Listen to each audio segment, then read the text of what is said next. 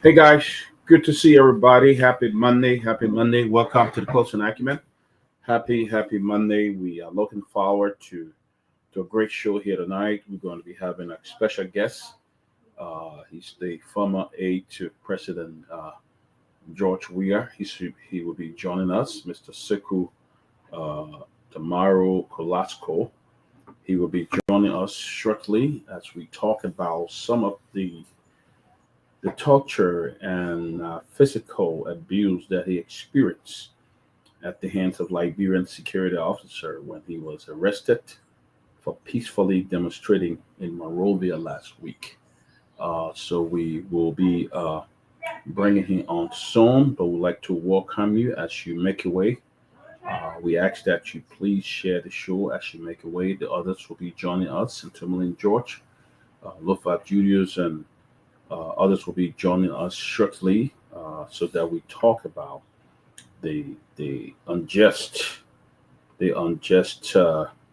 and torture and abuse experienced by citizens for just innocent protests, normally protesting his right. That's so terrible. Listening to the story, he's going to be here and he's going to talk to us about what happened uh, with him, and we are just grateful to God that he's fine, he's strong and healthy in mind and body, and he'll be joining us today to talk about on how his rights were infringed and people were. He's going to talk it. I'm not going to talk it all, but he's going to come and talk about it here tonight. Guys, we want to thank all of you as you prepare for Christmas. We want to thank all of you, those that uh, give to our Christmas giveaway, as far as Holland, Aliyu, Kamar. We ask if you still want to give, we will still take gift. We'll still take it, and to ensure that our people in Liberia fine. But we'll still take gift if you want to go. But I want to thank all of you for coming. Tomalin, welcome, brother. I know you're not too well. Welcome. Yeah, yeah, man. I'm under the weather, but I want to say it's good to be here. And before I go, let me extend our condolences to our friend and brother Joman Jallah. Sekou Kalasco Demero. Oh, go ahead. All right. Yeah. Tomalin is working a call, but as he was saying, we'd like to extend our deepest condolences, our prayers and thoughts to one of our strongest supporter here. He loved this show.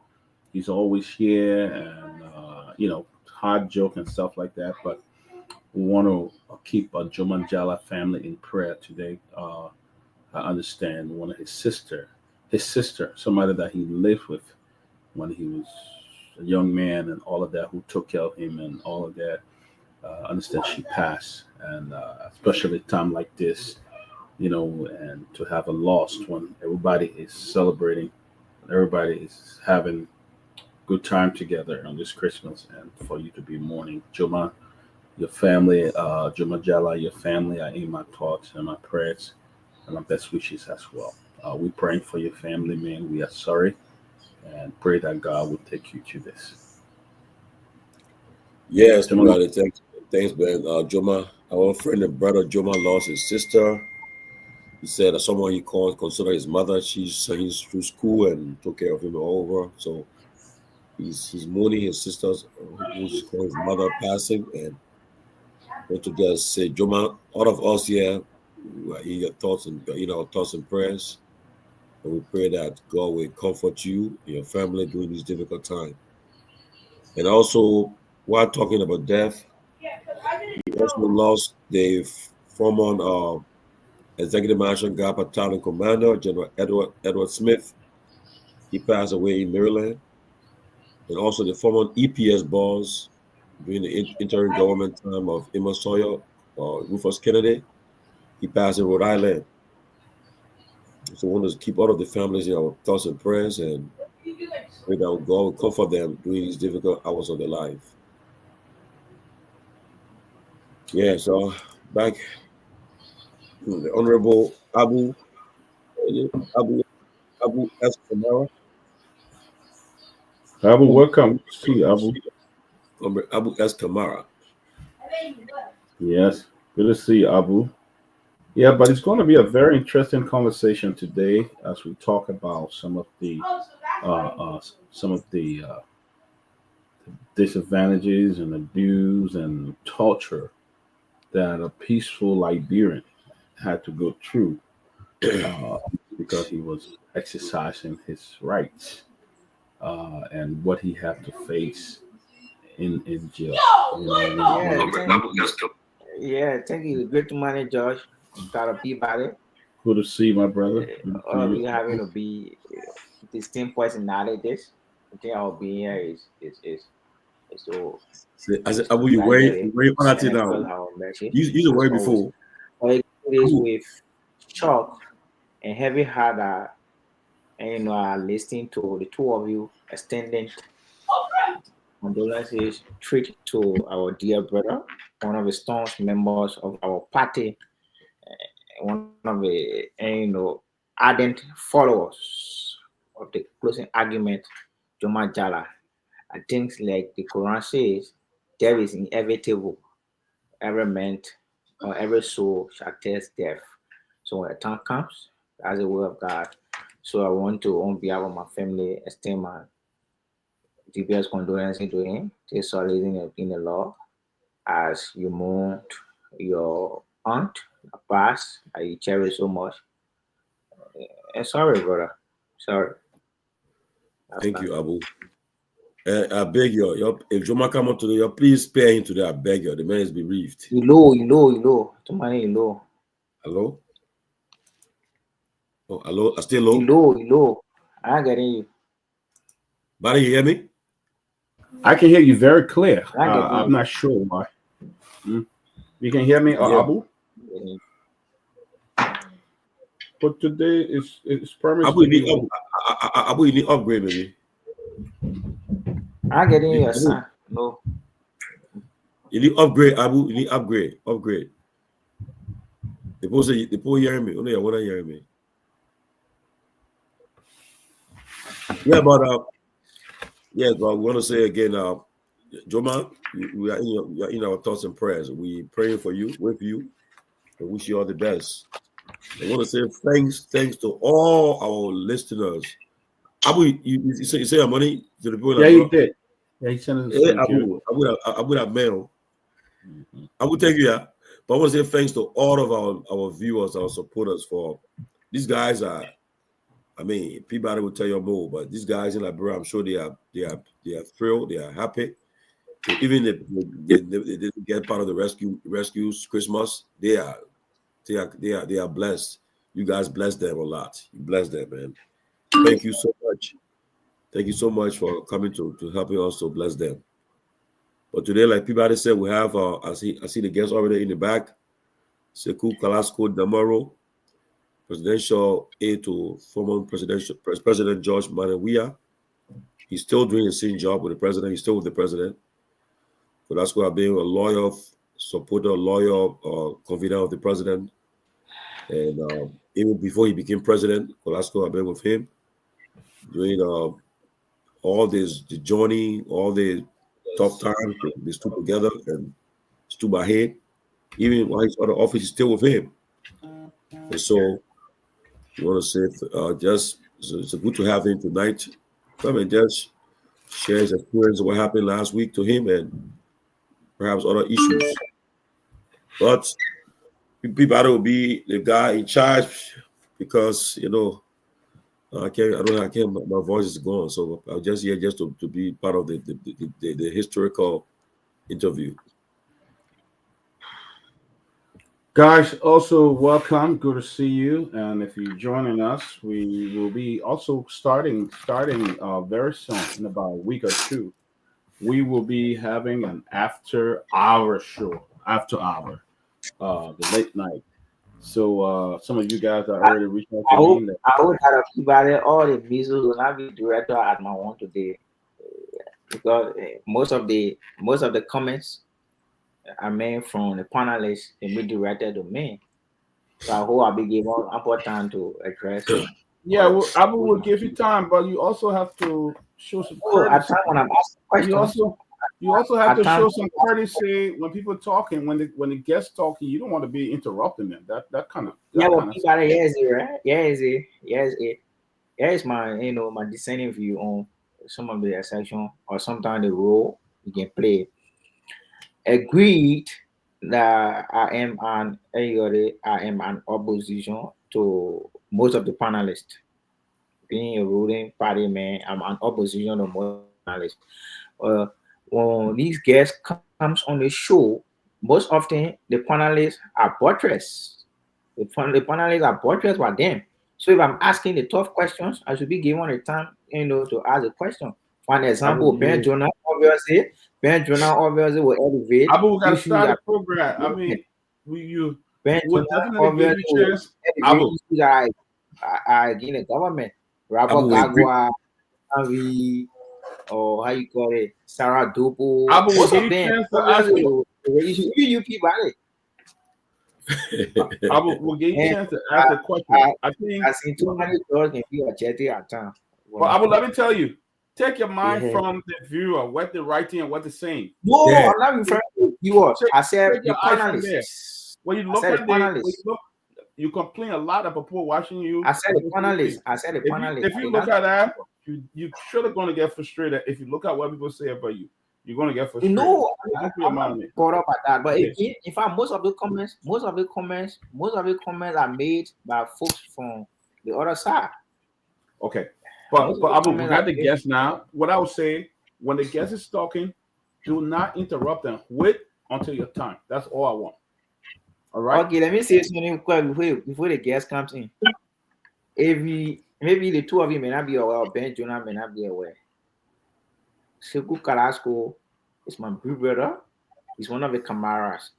So prior to the commencement of the show, the major players are out there, and he has been a big brother who have accorded me respect, treated me like a younger brother. So in spite of our side, being different politically, trust me, I will be moderate as I am to ensure that the show is done the way it should be done. So I'm not going to be he's a big brother. You have come up with different political Abu parties. has come up with a disclaimer, huh? So you came up with a disclaimer, Yeah, he's a big brother though.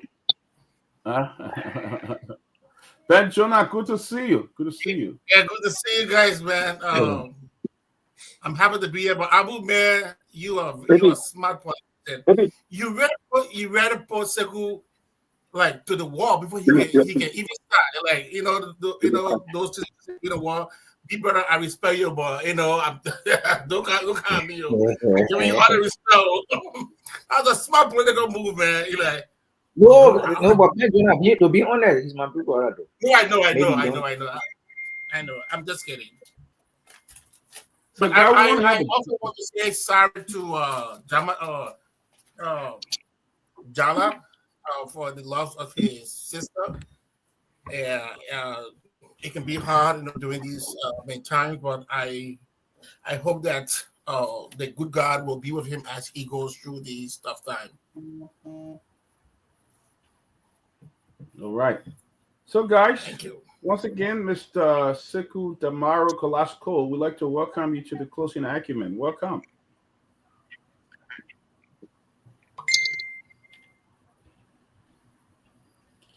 Can you hear us? We can't hear you. No. Kolasco, you hear us? Yeah, I'm hearing. Oh, okay. You want to come closer to the camera so you can come? You want to come closer to Kolasco? But I'm getting you from here, though. I'm getting you from here. Tomorrow, getting you from here.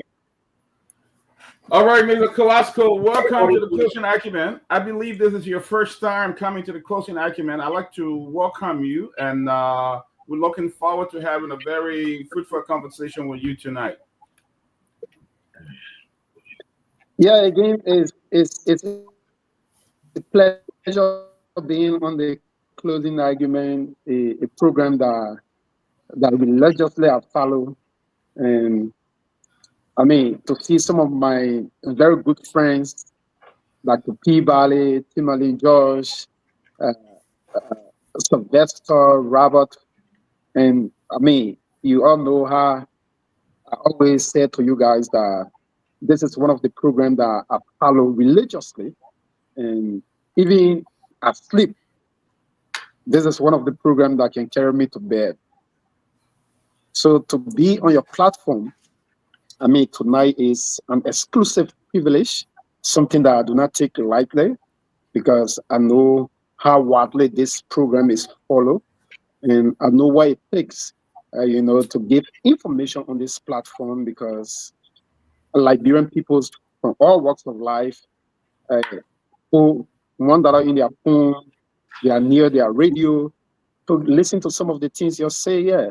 So to my young brother Abu, it's good to see you here as well.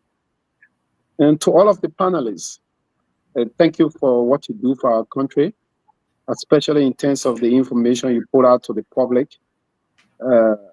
It's something that we do not take for granted.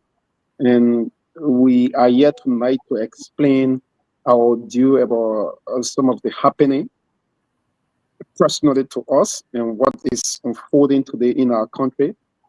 And I think I foresee that it will be a very good night. So it's good to be on your platform.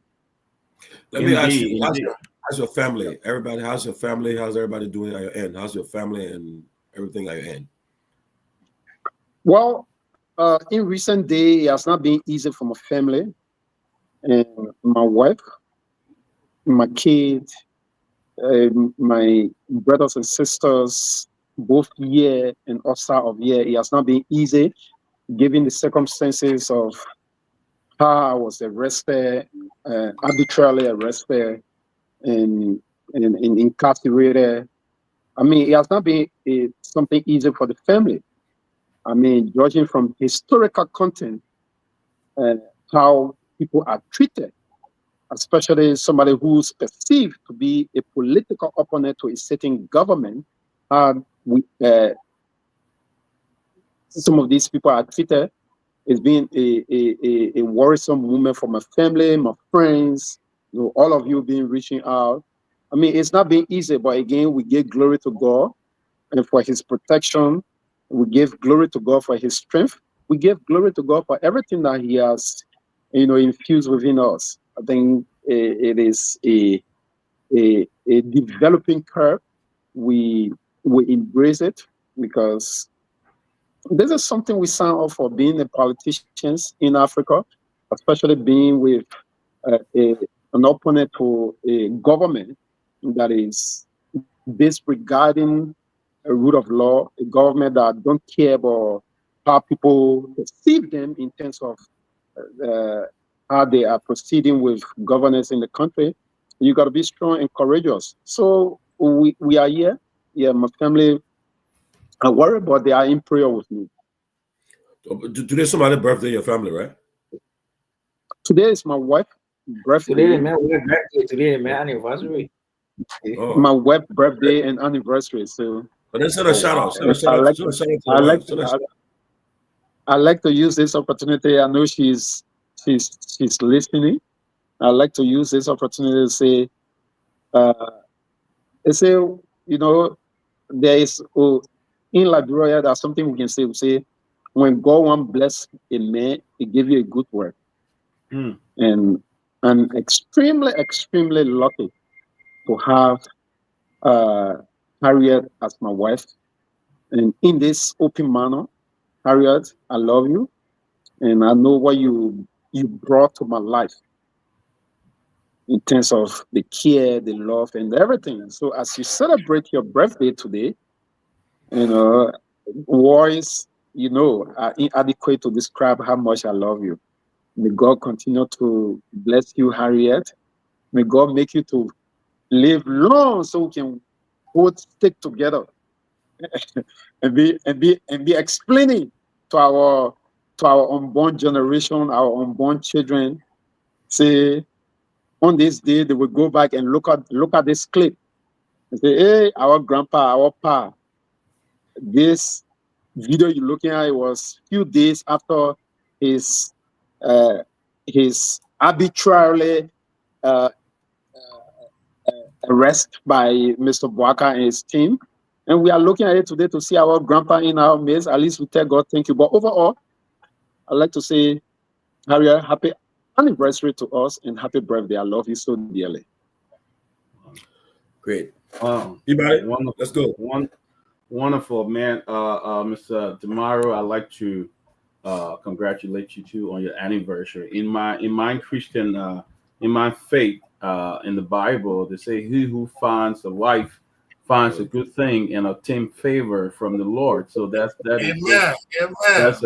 a good thing, and it's always good to be married. You know, I wish you many more anniversaries, many more years for you and your beautiful wife, and pray God's blessing upon her, you know, and that He will continue to bless you day by day. But we'd like to welcome you and, you know, thank God that nothing bad happened to you while you were in that cell, and that you were able to get you out so you can be with your family to celebrate this day. So we wish you guys all the best and wish you God's blessing. So, but we'd like to welcome. Yes, we'd like to welcome you, and we'd like to begin with, you know, Tomalin George already. We have on our panelists, Jonah. We have Abu, your little brother, on the show, and then Robert, and I believe others will be joining us soon. And we want to just kick it up. Maybe I'll start off with Tomalin. Tomalin, you want to be the first to start with your question? Yeah, Glasgow. Yeah. I mean, first public day, you know, congratulate the man on his anniversary. I did call him earlier.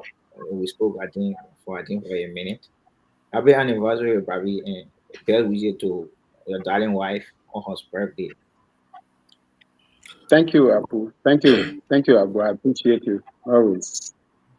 Glasgow. Yeah. On the eve of the protest last week, you spoke on this platform, but via phone. You said you were going to be present at the protest, and definitely you show up. But then next thing we saw, you were arrested, and I heard you talking taking you to this police station. What happened? Because I didn't hear that you said anything or did anything. So maybe you know exactly what happened. What happened that you got arrested and was taken to Central Police? Okay. Thank you so much, Tomalin. Like you rightly said, on the, I think, eve of the protest, and I was on your platform, and I said that I was obviously, going to be, at the protest side, because it is my right as a Liberian to express in this democratic manner whatever I feel grief about unfolding in our country. And I said that it was never a secret. But unfortunately, on the day of the protest, there was an incident. I live way in my Gibi. And when I woke up, there was some situations that did not permit me to be on the protest ground, traffic, and every other thing, because I was driving my vehicle. So I got to town. It was after 11. After 11, going 12. Because of the unfolding, there was no easy movement that day. There were traffic all over. You could not easily find your way through. And because of this situation, I could not be at the protest room. So when the protest subsided, they started to go to town, because I was in the rehab bell when everything was unfolding. When the protest subsided, I decided to go to town, because I was listening to the radio, and I was listening to how the police was friendly civilian that were protesting. So I said, okay, I will drive to town and see what is unfolding. So while driving to town, I stopped on the Capitol bypass around the Connect gas station, the Total gas station. The Total now is, I think, Connex that is operating the gas station. So I parked because the traffic was so huge, I could not go to town. So when I parked, I got down from my vehicle, I got the gas. As soon as I got down from the car, I saw police pickup with armed men running, coming to me. You arrest the man, you arrest the man. And, so in that astonishing move, I said, why are you arresting the man? I was referring to myself. Why are you arresting the man? Say, arrest the man. And they started hitting me with the gun butt. Started hitting me. Some of them started holding my trousers off, shoving me from behind my neck. Other men had his gun from my back, pushing me.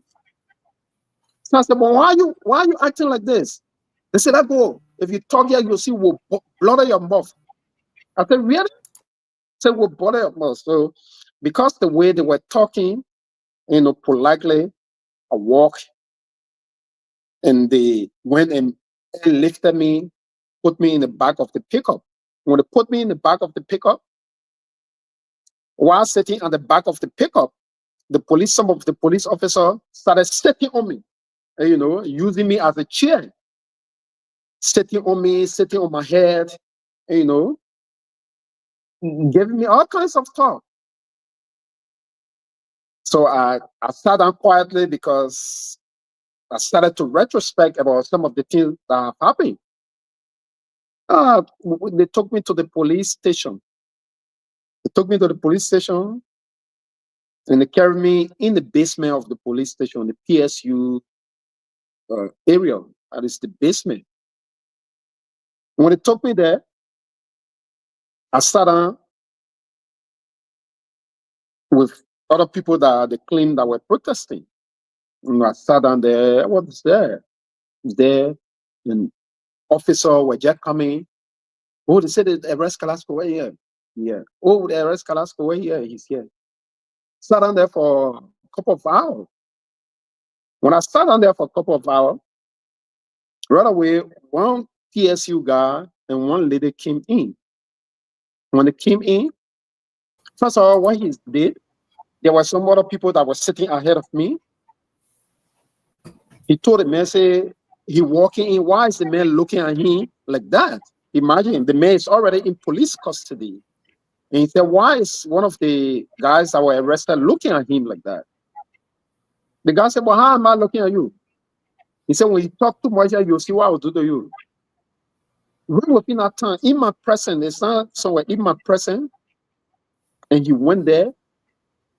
They started kicking that young man, kicking him, stepping on his neck, dragging and carrying us, stepping on his neck, even up to the time that they was carrying me to the court. That young man was still complaining about his neck, about how he was treated by the police officer. So they took that guy from among us and they carried him. So the same police officer came back. He came back and he asked, why was I sitting in the chair? So I asked him, I said, what is wrong with sitting in the chair? He said, I'm not supposed to be sitting in the chair. I said, well, I'm sitting in the chair. What crime have I committed to sit in the chair? He said, you're not supposed to be sitting here. I said, do you have anything personal against me? He said, I'm saying you're not supposed to be sitting here. If I woke up from the chair, before he said to me, woke up from the chair I was sitting on, he came. He kicked the chair from under me. When he kicked the chair from under me, he slapped me in my face. He slapped me in my face and shocked me. I said, why are you doing this? Why are you targeting me? Why are you targeting me? Before I said that, the guy came back to me again with he had rifle in his hand and he hit me. So everybody that was there started yelling, why are you coming to the man? Why are you hitting the man? And the guy said to me in the open, he said to me in the open, in the midst of all of the other inmates, I mean the other people that were arrested. He said, you play with me, I get my gun, I will use my gun on you. In the midst of all of the other people that were sitting there, he said, I got my gun, you play, I will use my gun on you. And I told him, I said, I will not be the only person that you have used your gun on. I know you have used your gun on many persons. I will not be the first, I will not be the last. So go about and use your gun. He said, that's what I'm saying to you. So the other people that were arrested, in fact, they started saying, what they made that to you, you targeted him. What they made that to you, everybody started yelling. While there, and some of the other police officers that was very kind enough, they pushing us out. I said, my man, go outside. He said, leave. And while leaving, he was very still angry. I mean, very still angry, making threatening remarks. And everything that I'm saying here, and I'm glad I registered the situation. I told 107, he came. 107 was very magnanimous enough. He came. He said he was not at the police station, but he heard I was arrested. I said, yes. And, you know, as a Liberian that was walking in the streets, I was picked up by the police without any being associated with any protest, without being here with anything in my hand, no placard, absolutely nothing. I was just picked up from the gas station because certain group of people believe that I'm Kehleboe and the aide to the former president of the Republic of Liberia. So they brought me here. So he asked me, were you at any protest site? I said, well, you can go to all of the video recording. You got video recording, and other people were at the protest site. You can go and ask them if anybody saw me at the protest site or where was I arrested. I said, I was arrested without being at any protest site. And furthermore, I was brought here and treated like a common criminal. And I was brought here and threatened by one of your officers, say he will use his gun on me to kill me. And I registered that case to 107. He said, who's the officer? I said, I don't know him, but he came here.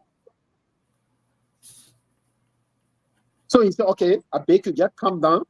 We will go into the matter. While he was saying, calm down, the other guys that they arrested, everybody started agitating. And everybody saw it as a target towards me because even those that were protesting were saying, well, we didn't see Kehleboe at the protest site. Why are you arresting? You just going in the streets. And this man got out from his vehicle. Why are you arresting him? So everybody started making noise and they decided to take me from among the people that were causing the noise and take me upstairs. When they took me upstairs, yeah, they took me upstairs. When they took me upstairs, the only thing they wanted to do to carry me to and take a picture of me, take my fingerprint, and put it in a database because they want to continuously incriminate me. Or prove that I'm involved into some activity that is unlawful in the country. Everybody that they arrested, I was the only person that they took from among the group and carried me to go take my photo, do a fingerprint of me. You just name it. Tomalin, Dr. Peabody, I was arrested without a single statement coming from me. No matter when you go at the police station, your rights are read to you, right? They read your right out to you. You have the right to this, you have the right to this, you have the right to this. But on the contrary, I was threatened to be killed by a police officer. I was threatened to be killed by a police officer by the name of Muhammad Sharif, a son to Inspector General Gregory Coleman. He threatened to kill me in the presence of a lot of people. I'm sure some of the people that are listening today, they will call on this platform and acknowledge what I'm saying. Wow. To continue with the conversation, they carried me, and later on, they came at the station, and they said it was after 3 going to 4 o'clock. They said they carry us to court. After 3 going to 4, normally they don't carry people 3 to 4 to the Temple of Justice. They don't carry nobody there. What happened to me was unprecedented in the court history. They took me to the court around 2 to 3. And Tomalin, you see the video, Dr. Peabody, Robert, you see the video, just watch the video. I am the only person among everybody that put 2 handcuffs on my hand. I'm the only person. Go back and see all of the videos. I am the only person among the 15 person that was paraded that 2 handcuffs was placed on my hand. I mean, you made 2 sets of handcuffs. 2 sets, right? On my hand. On my hand, yes. I'm the only person that did that to. When they carried me, it was one of the fastest conviction. One of the fastest that you can ever imagine.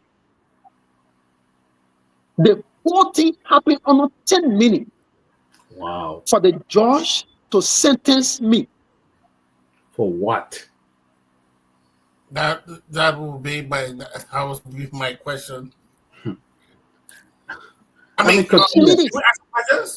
why are you going Let him finish. Go ahead, because I'm just already pissed right now. Could also end, yeah. It took 10 minutes for the judge to come. Ultimately, we all know under section 13.5 of the Penal Code, the judge refused 13.5 of the Penal Code. The judge refused to grant me bail. Imagine, they said disorderly conduct, that I was impeding government function, that I was involved into rioting. That's why, you just name it.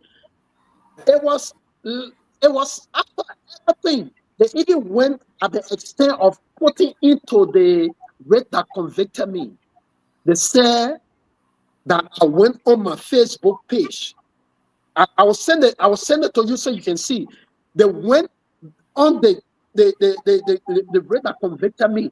Imagine I was paraded, we were paraded at the court without our rate being submitted to us on why we were arrested, on the reason for why they are carrying us to South Beach. Nothing of that kind. And when the lawyers went there and quoted 13.5 to the judge, he refused. And the only answer he had to get, he said, they are studying the case. He needed to study the case. But after I was staying at the court, sitting on the prisoner bench, when the lawyer went there on something that even myself, as my status, I can even sign and say I will come back the following day. The judge said he was studying the case. And they thoroughly took me from the Temple of Justice in a escorted car to the central prison. Took me to the central prison.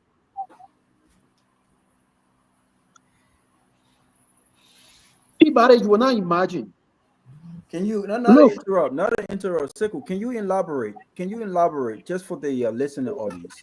Can you elaborate more? Where were you when the arrest took place? Were you on your way home? Where were you when the arrest took place? He already said that. He already said that, Robert. Okay. I said it. Okay, thank you. Okay, go ahead. I was arrested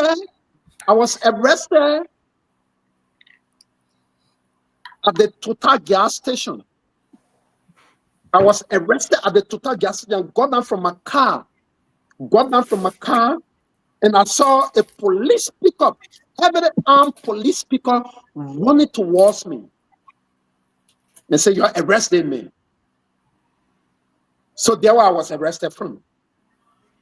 No protest. I was never at any protest ground, right?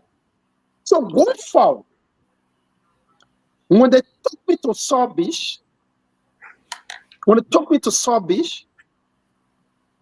while taking me there,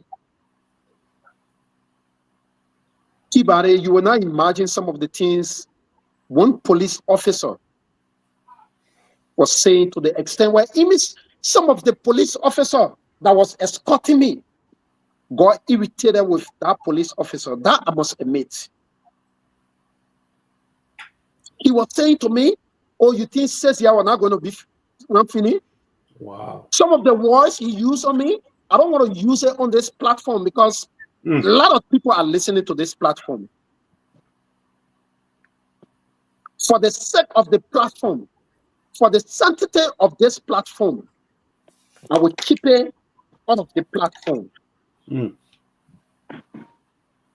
But some of the words he used on me, you would never imagine that a police officer, a guy who's supposed to be the first contact of justice, the police, will be using such a word on a private citizen. Never. You will imagine. You gotta be in my shoe. You gotta be in my shoe and realize some of the things that guy was saying. Wow. So they took me to Saw Beach. When they took me to Saw Beach, maybe you feel that part of the West have already happened. They took me to Saw Beach. Where they took me is one of the baddest cell at Saw Beach. Where they took me is one of the worst place in Saw Beach. And as I speak to you, my heart is honestly heavy. Today I'm out. But there are hundreds of Liberians that are languishing in our place today for nothing. Some of their accusations. Hundreds of Liberians that are languishing in our place. Now, indeed, as I explained to you, because I experience it, I know how people, I know the life, I know the condition in which Liberians are undergoing at that place today. They took me there. When they took me, they did all of the search. First of all, you can never enter in prison without you being searched.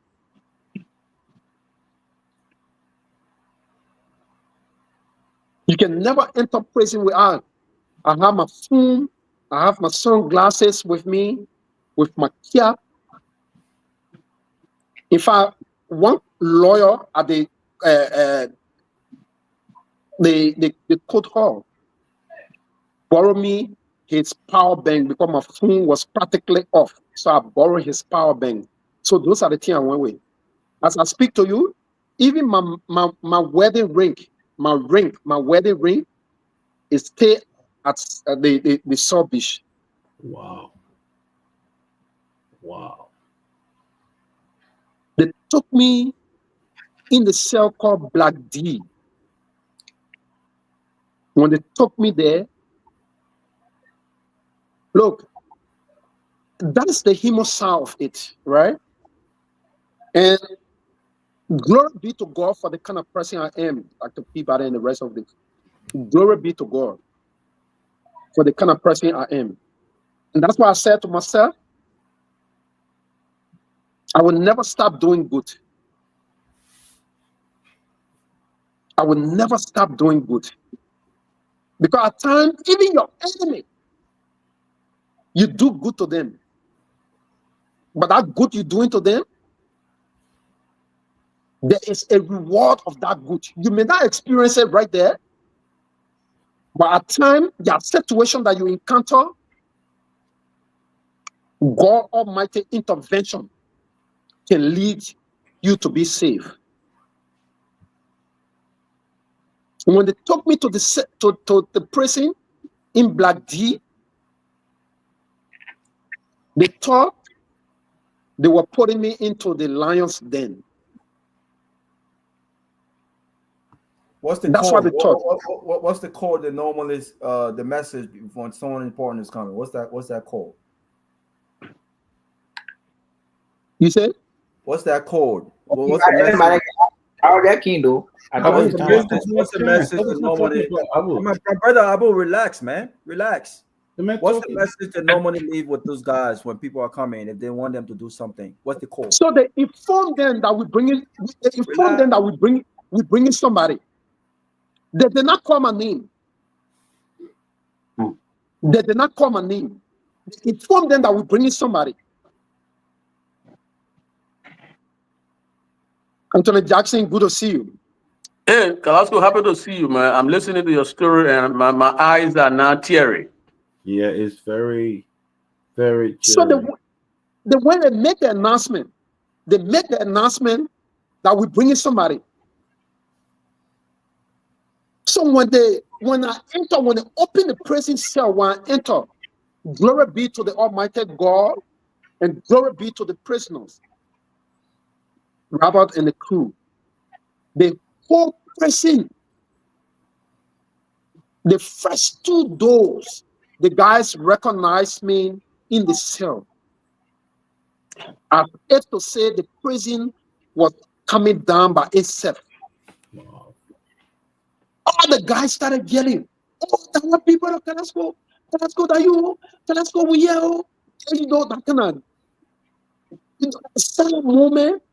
And there were, even though everything that happened to me, yes, I was giving it to God, judging from the story of some of the things that happened, I was giving it to God.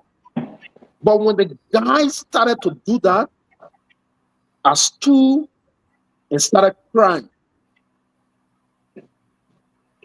I stood right there and started crying because of the love that the guys in the prison showed to me. The love that they showed me. The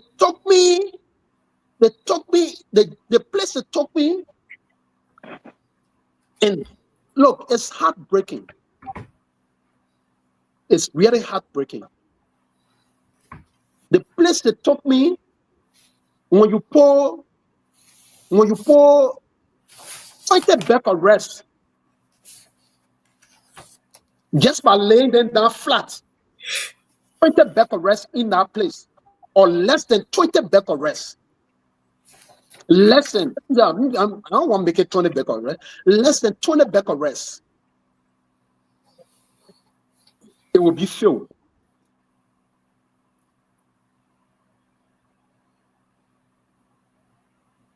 But they put me there alongside 10 persons.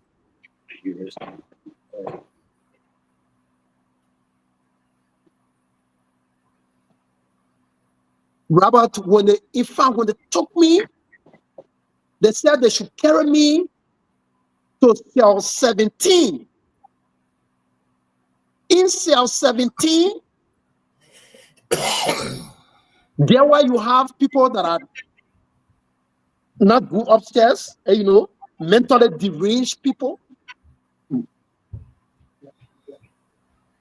And God just had it through the mercy of the Almighty God that whatever change, I did not go to 17. They put me in 20, cell 20. But alongside 10. Robert, and that's why I'm going to try my best. Some of these people, Robert, when I enter the cell, even before entering the cell, every clothes that was on me, God soaked. I have to say, I just came from swimming in the pool, in the lagoon, in somewhere that do river.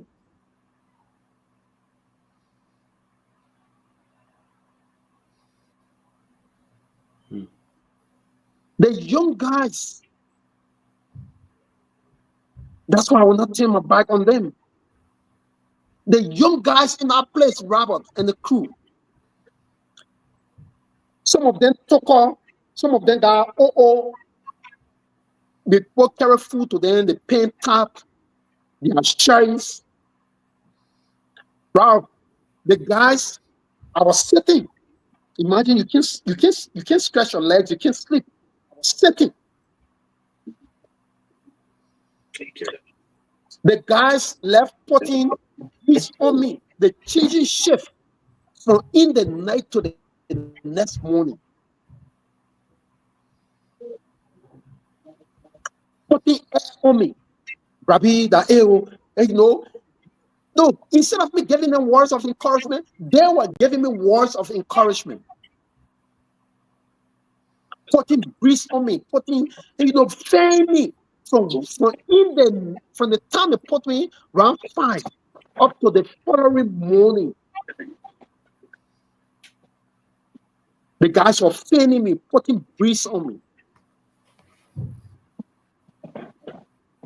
Guess what they did at the prison compound? The visiting day at the prison compound is Monday, Wednesday, and Friday.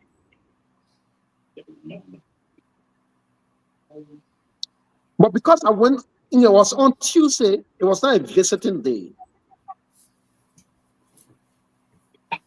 Wednesday is visiting day.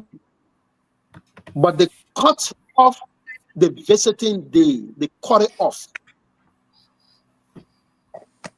They cut the visiting day off and deploy additional security. Wow. Wow.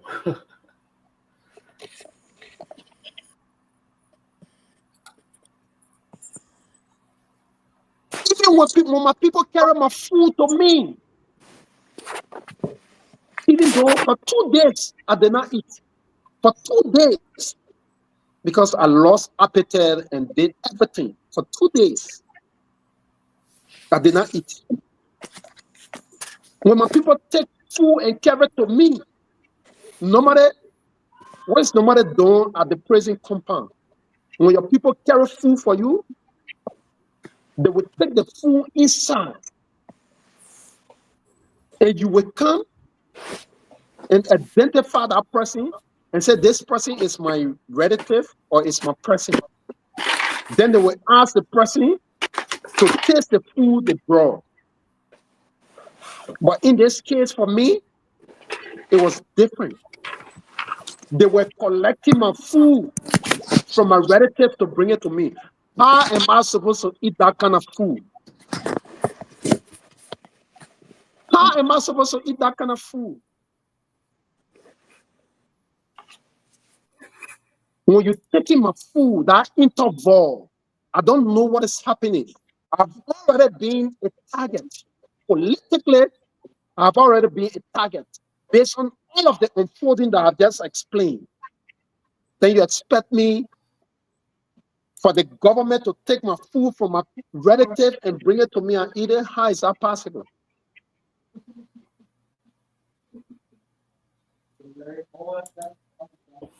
Because of the concern that was raised with my arrest, the only group of people that could allow in was the United Nations Human Rights Commission, the Independent Human Rights Commission, because they show concern on why I was arrested, and they came to the prison compound to find out why I was arrested, how I was treated, if I had a lawyer there to. I said, I've never had a single lawyer because the way my case, they took my case. So the fellow from the United Nations Human Rights Commission said, we hope this is how all of the cases in Liberia was expedited. Because for the government to take almost 10 minutes to send you to South Beach, we hope this is how everything was done here. So they took my statement from me.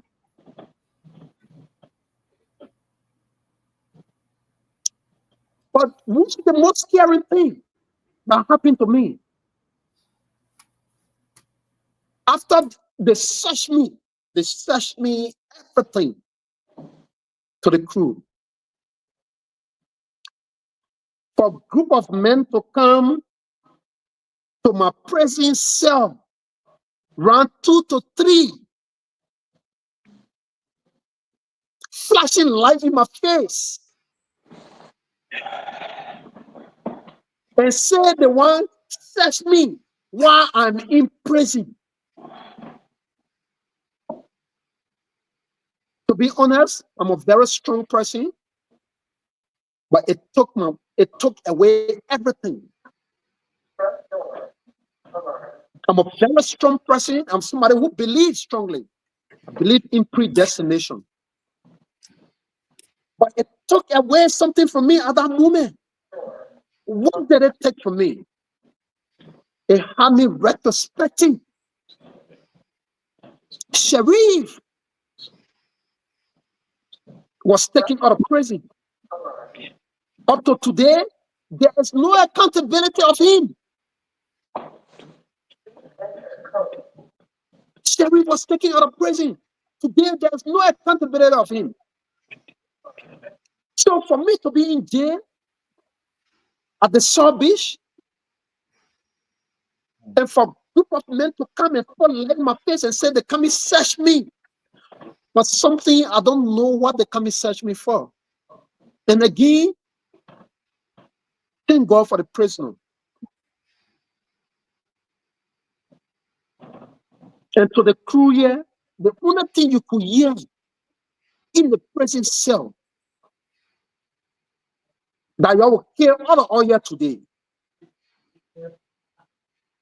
You will kill all here today. But we will not allow y'all to take this man from here at this time.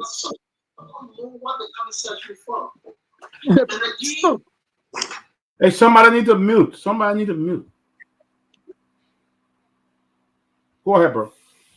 The prisoner started banging at the door, banging at the door, banging at the door. They said, see your brother Canasco today? They will kill all here, and they were very, very, loud in their approach at that moment. And the only thing they had to say that they come in search because they believe or they get intel that I get food with me. Imagine after stashing me, they said the guy intel that I get phone with me, I'm making phone call outside.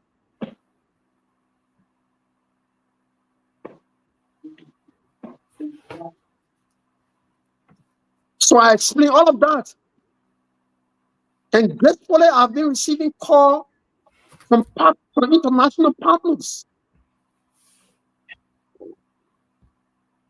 And ECOWAS, the United Nations, some human rights groups, they have all acknowledged that they received my communication I sent to them, because I had a detail.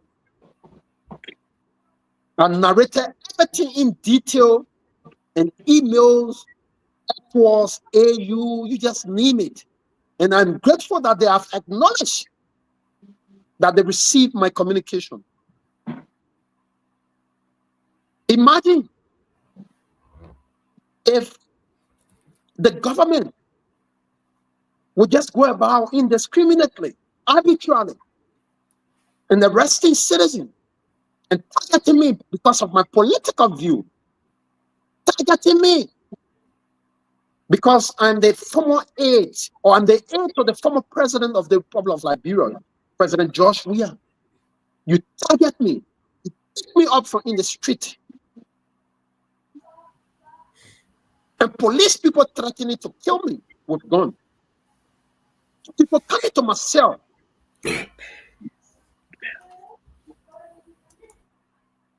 Imagine the trauma that it can cause when you're not strong.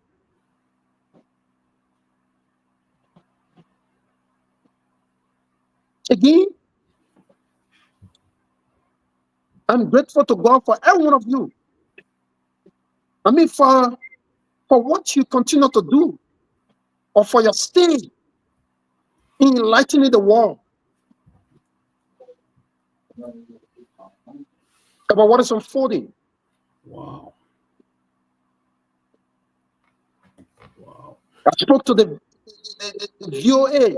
I spoke to the BBC. I spoke to a lot of stations from Iran. Not because of the concern or some of the things you guys raise. But this is not the Liberia we were crying for. This is not the change that Liberians said they wanted. Some of the people in government today, they are celebrating. Some of these guys that used to be running to me, and I saw it. Some of these guys that used to be running to me to pay their rent, pay their children's school fee, were the ones celebrating. And these are people that, regardless of my position in government, was standing for them. I did not allow politics to jump between our relationship. I stood. I had all of the authority.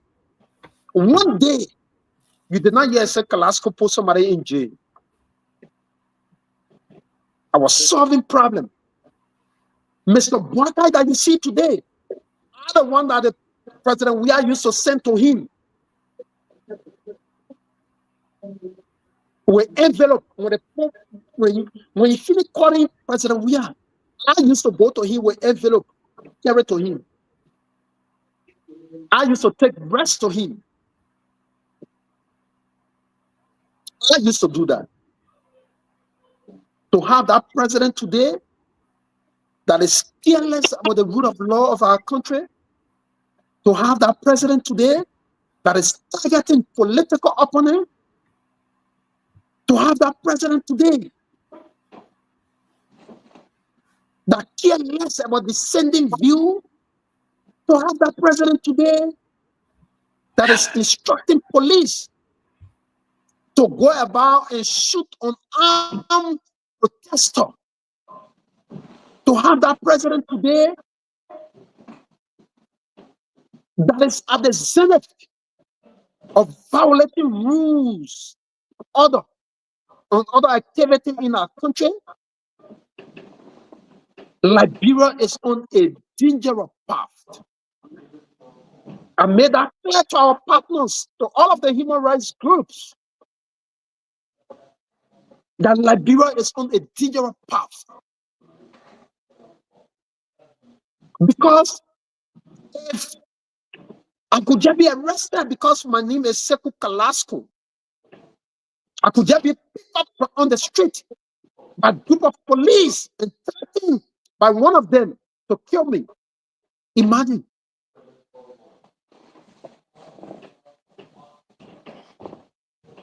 But I want to say this clearly, and I've said it over and over.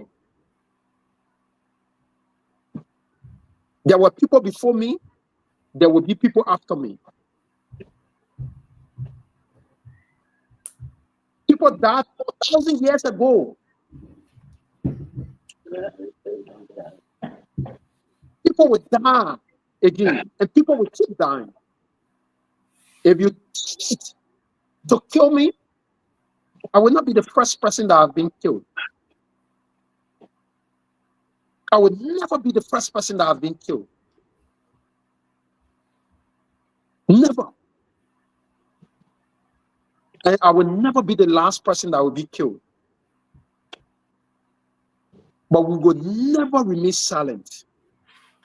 This is not the Liberia that 200,000 people lost their life.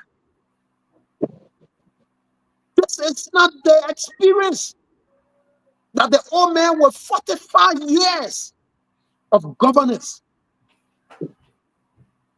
was projected that he would bring to the country. This is not the Liberia we all yearning for. Mr. Boakai sponsored protest. They cook in front of the executive mansion. Police distributed food. President Weah instructed the police to bring water for the protester.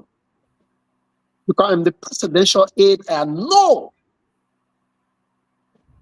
President Weah instructed the police to bring food for the protester. I was at the protest ground. Does it give anybody right to arrest me and fast track my detention at the central prison? Not fast track my detention, but place me in one of the most dangerous cells at central prison? Does it give Mr. Boakai that right? Does it give them that right? Okay. So I just thought to stop that far. Subsequently, maybe we'll have more to talk about. Yeah, Okay. definitely. Go ahead, Tomalin. Yeah, Okay. Go ahead, Pewee. we're going to go around and everybody will ask one question. Okay. But let me say, Kolasco, I'll begin with my one question. I'm really sorry for what you've gone through. Look, I've met you. You're one of the coolest person I ever met in my life, on the day I met you. And prior to that, I've seen you on both sides, always friendly and saying good things about people, writing on your page and stuff. Even the first time I met you in person this year, you were just so receptive and met me and so happy. I don't know. I've never seen anywhere where people get arrested and jail overnight just for protesting. Normally, people will get arrested and just let them go. But do you think they were targeting you because of your proximity to President Weah, so they wanted to do something that would get President Weah involved? I believe that. I believe, and also the name of the judge. As you answer that question, can you give us the name of the judge and the officer called Muhammad Sharif who are physically abusing you in the police cell? We want to showcase that. We want to showcase them. Of course. Unfortunately, I don't know the name of the judge. I will get it subsequently. I will get his name subsequently. But I know that later on, I did not know the Mohammed Sharif guy. It was later on. And I included his name in my write-up. It was later on when his name was brought to me. I have never seen that level of, yes, okay, Peabody, to answer your question, yes. I was targeted. And I believe strongly it's a means to silence opposition. It's definitely a means to silence opposition. It was intended to provoke President Weah. It was intended to provoke situations that could degenerate. It was intended to do something on the contrary. But again, I like the way President Weah kept his calm. He worked behind the scene to have me released, 2 lawyers, and every other thing, because there will be a moment. There will be a moment where people will be called to action. All right, thank you. Let's go and can I come in? Okay. Oh, hold on. There were. I said just give us a few minutes. Let's do it quickly. Let's go to Ben, then we'll go to Abu, then we'll go to Asik, then we'll go to Robert, and then Sarah. Let's do it. Let's ask our questions quickly, guys. Then we'll move on. Just one question. Hey, Sekou, I'm very sorry for what happened to you. But here is my question to you. How did your arrest impact your role as a politician? And how does it open your worldview with respect to things like prison reform or any other things that you can speak to? Because there are things now that you were not aware of, and now you have seen them. So how can you speak to that? Well, especially in terms of the prison reform, yes.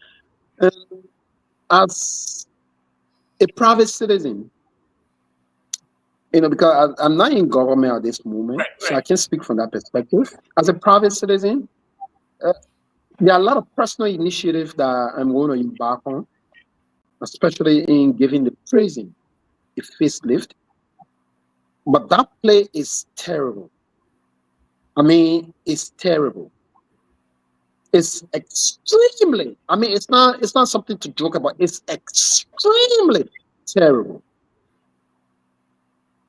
So as a private citizen, I am going to venture into some personal initiative in helping prisoners, in giving the prison something that other people can see and say, okay, yeah, at least, look, we know all is not lost. People can still come from prison and be a better person. But as it is, guys are sick. Guys are soaring up in that prison. All right, Isaac, Abu is up. So let's go to Isaac, and then we'll come to Robert, and then we'll go to Sarah. Yeah. Isaac. And Isaac Jackson. Yeah. Well, yeah, thank you very much. There is no denying of the fact that Carrasco is a good man.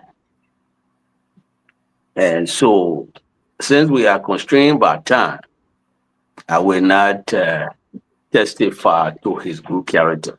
I've known Carrasco when I was the deputy minister of press and public affairs. Yeah. We built a relationship. And even while I have my issue with President George Weah, with being good with the government, now one day, Carrasco hung up the phone on me. We kept that friendship void of politics. He's a decent man. You know, what I will say before I ask my question is Bouaka, Joseph Numa Bouaka, is a curse on Liberia democracy. Bouaka is a curse on Liberia democracy.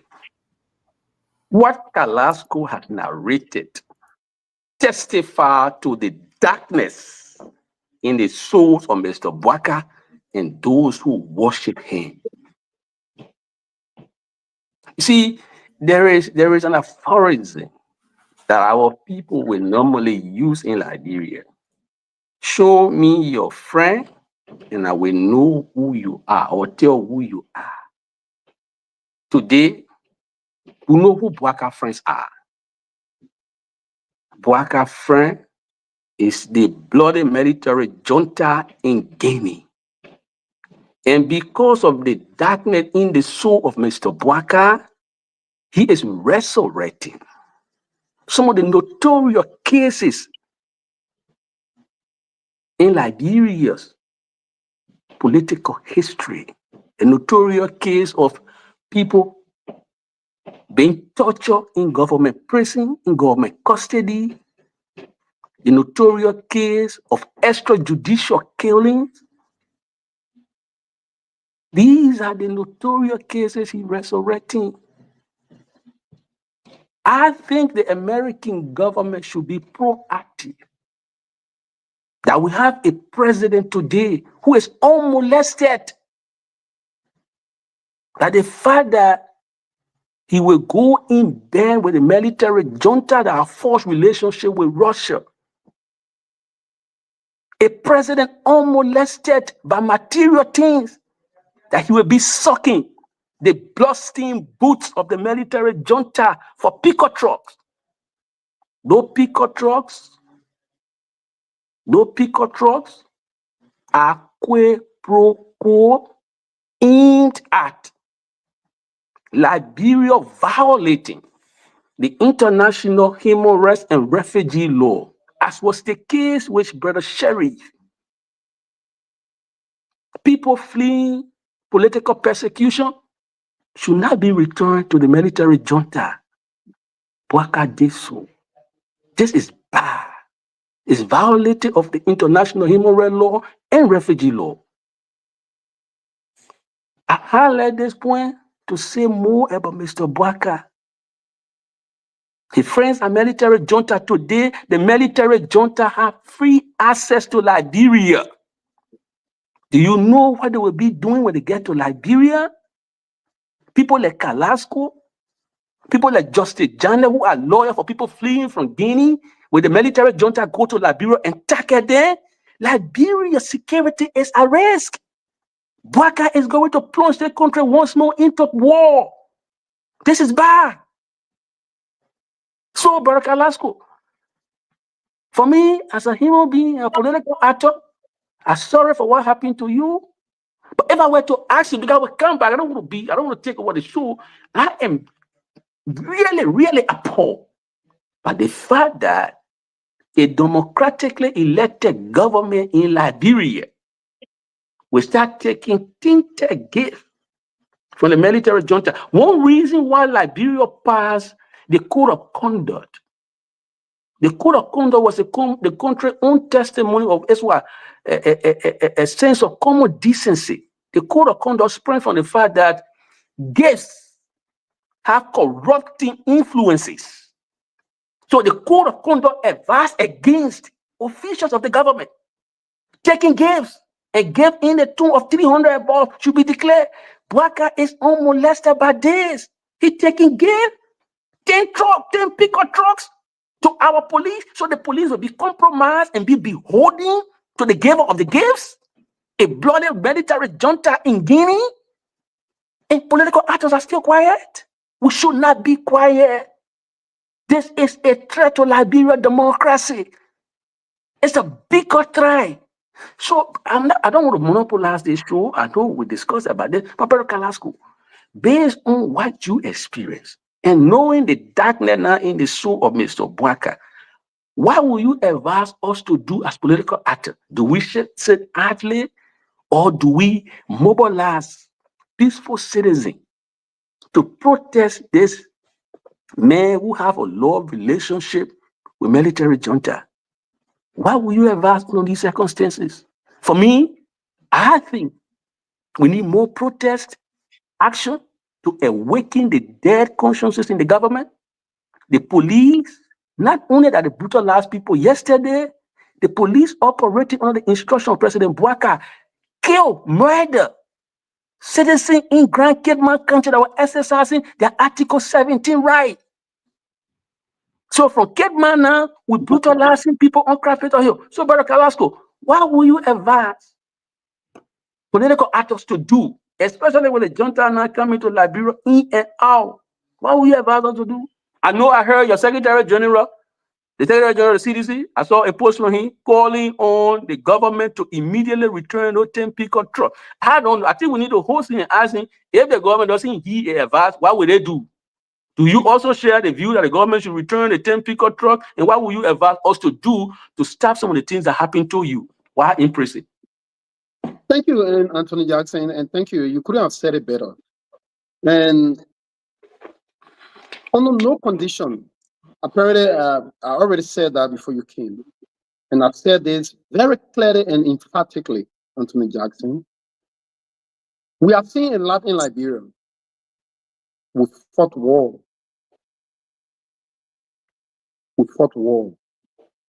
14, 15 years of civil war. We have seen all. We have had 3 transitions. Democratic transition we have had. But yet instead, we have a president that believes that he can derail the gain that have been made democratically.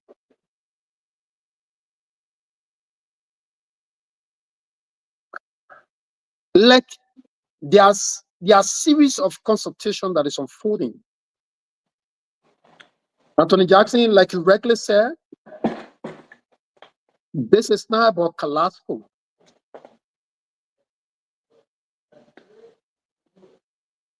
This is about Mr. Bouaka's inability to govern the state adequately. This is about Mr. Bouaka's tyrannical attitude. This is about Mr. Bouaka failing to abide by the rule of law. This is about Liberians.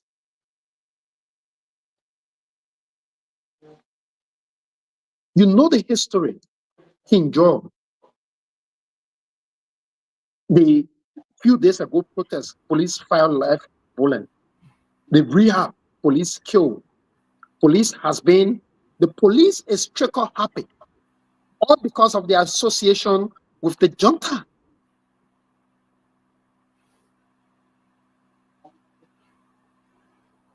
There's a gift from the devil. It's not a good gift. So if Mr. Bouaka can be boasting, the old man that we believe, or people believe that he understands governance, that he has spent 40+ years, 45 years around the circle of governance, but yet they say, come and exercise 45 minutes. People with 45 minutes. I mean, their actions even show that they don't even have 45 minutes of experience in governance. They are on come, grab, and go. Everything that I spoke about, rule of law, in 1 year, they have violated everything, and openly too, and in a defiant mood.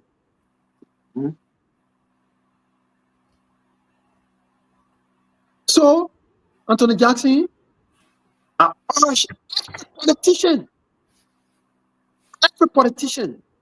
anybody who wants a better Liberia like you have demonstrated that, Anthony Jackson. You want a better Liberia. You want a Liberia that everybody will be treated equally. You want a Liberia that live bullet will not be fired at protester. You want a Liberia where a president will not be seen in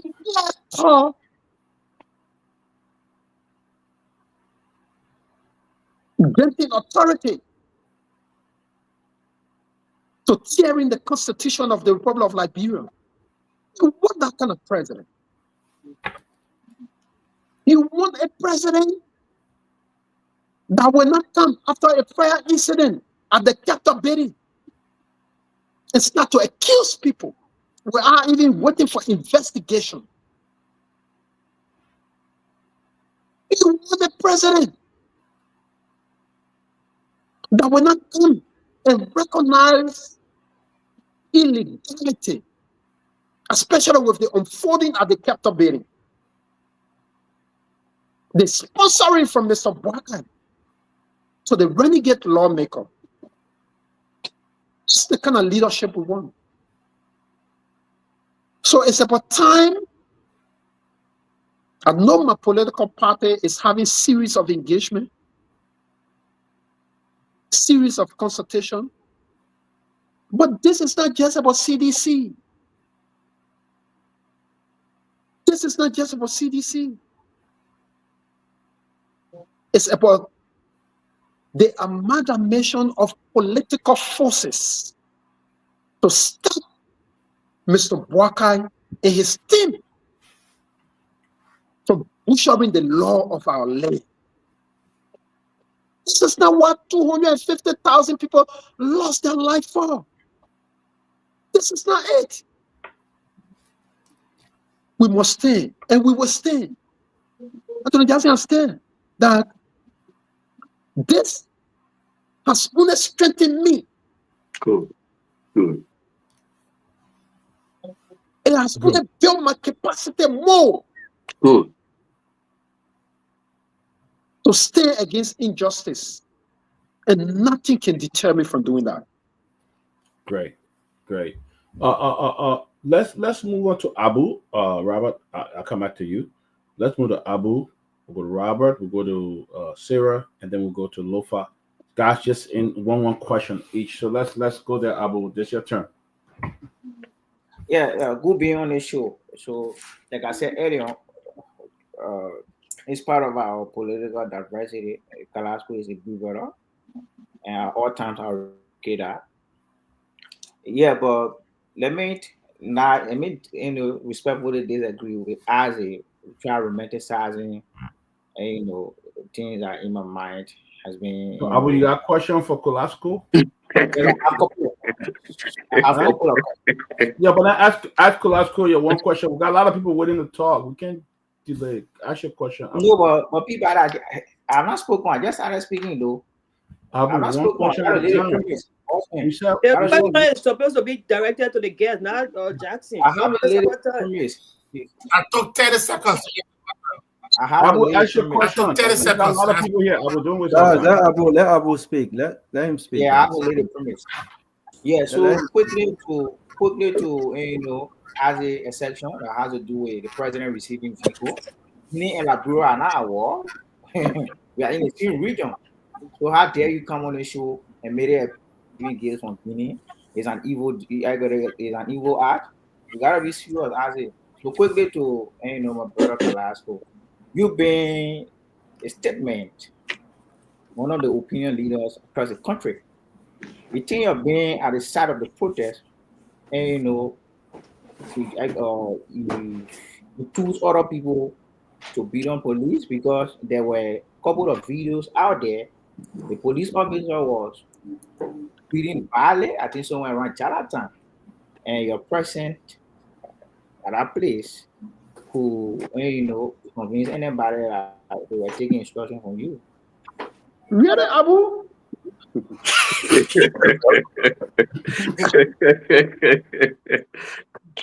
God. Anyway, for the sake of the audience, I just asking questions. I come in, Chief. I just asking questions. Given what I've gathered, you are going to fill your car. That's what I heard. I think around the gas station. That's what I heard. And police officer was beaten badly by angry protesters on Jallah Road. And in that same vein, I think you were being arrested by the police and then onward to Central. So one may say you're being around there and who enthuse a guy to be on a police officer, being a statement and an opinion leader. So Abu, so you insinuating? So Abu, you insinuating on this platform that? No, I'm saying. Well, I don't know you to be. I don't know you to be harmful person. Okay, Abu, let him answer the question. I don't know you to be harmful person. As a statement, and somebody who has followers. You don't even know what kind of question to ask. Guys, don't do that. I mean, let him make clarity on his question. Go ahead, Abu. No, but he does, man. Let him answer the question. We gotta go ahead. This is a serious conversation. I guess being a statement and somebody who have followers as an opinion leader, right? Don't you think you're present around there at that time that led to the brutalization of a police officer and later brought to the hospital? Don't you think you're being around there motivated the protesters to beat on the police officer? How would he do that? No. The answer is no. Good. All right, let's go to Robert and then Sarah. Listen, guys. I am exasperated, and I am because, for me it's a little personal because Sekou is one of my best friends. He's my brother, and politics has nothing to do with this.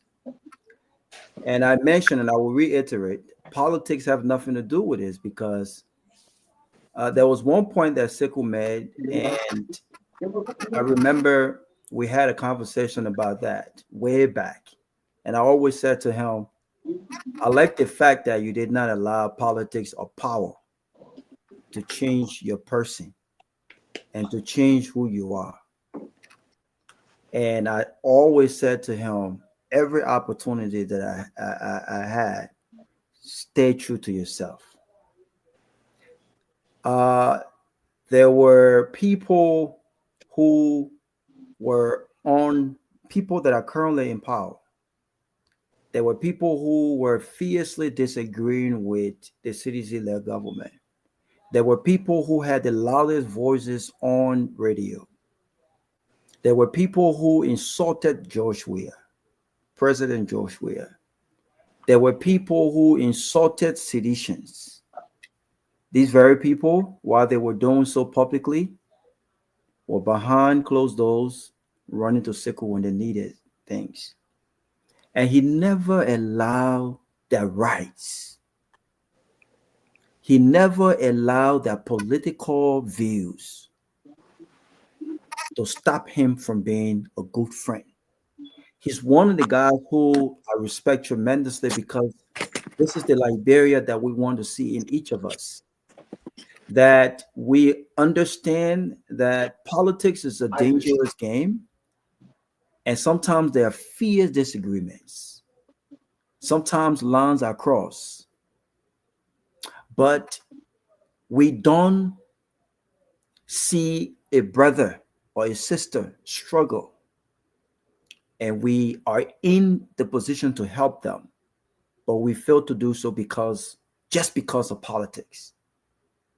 I told someone before, and I said, doesn't matter who's in power, Sekou will always be good because he was always good to everybody, Dr. Peabody, including the current president. You can laugh all day and say, oh, this is a very important man. This is the man who went to the current president, who took it to the current president.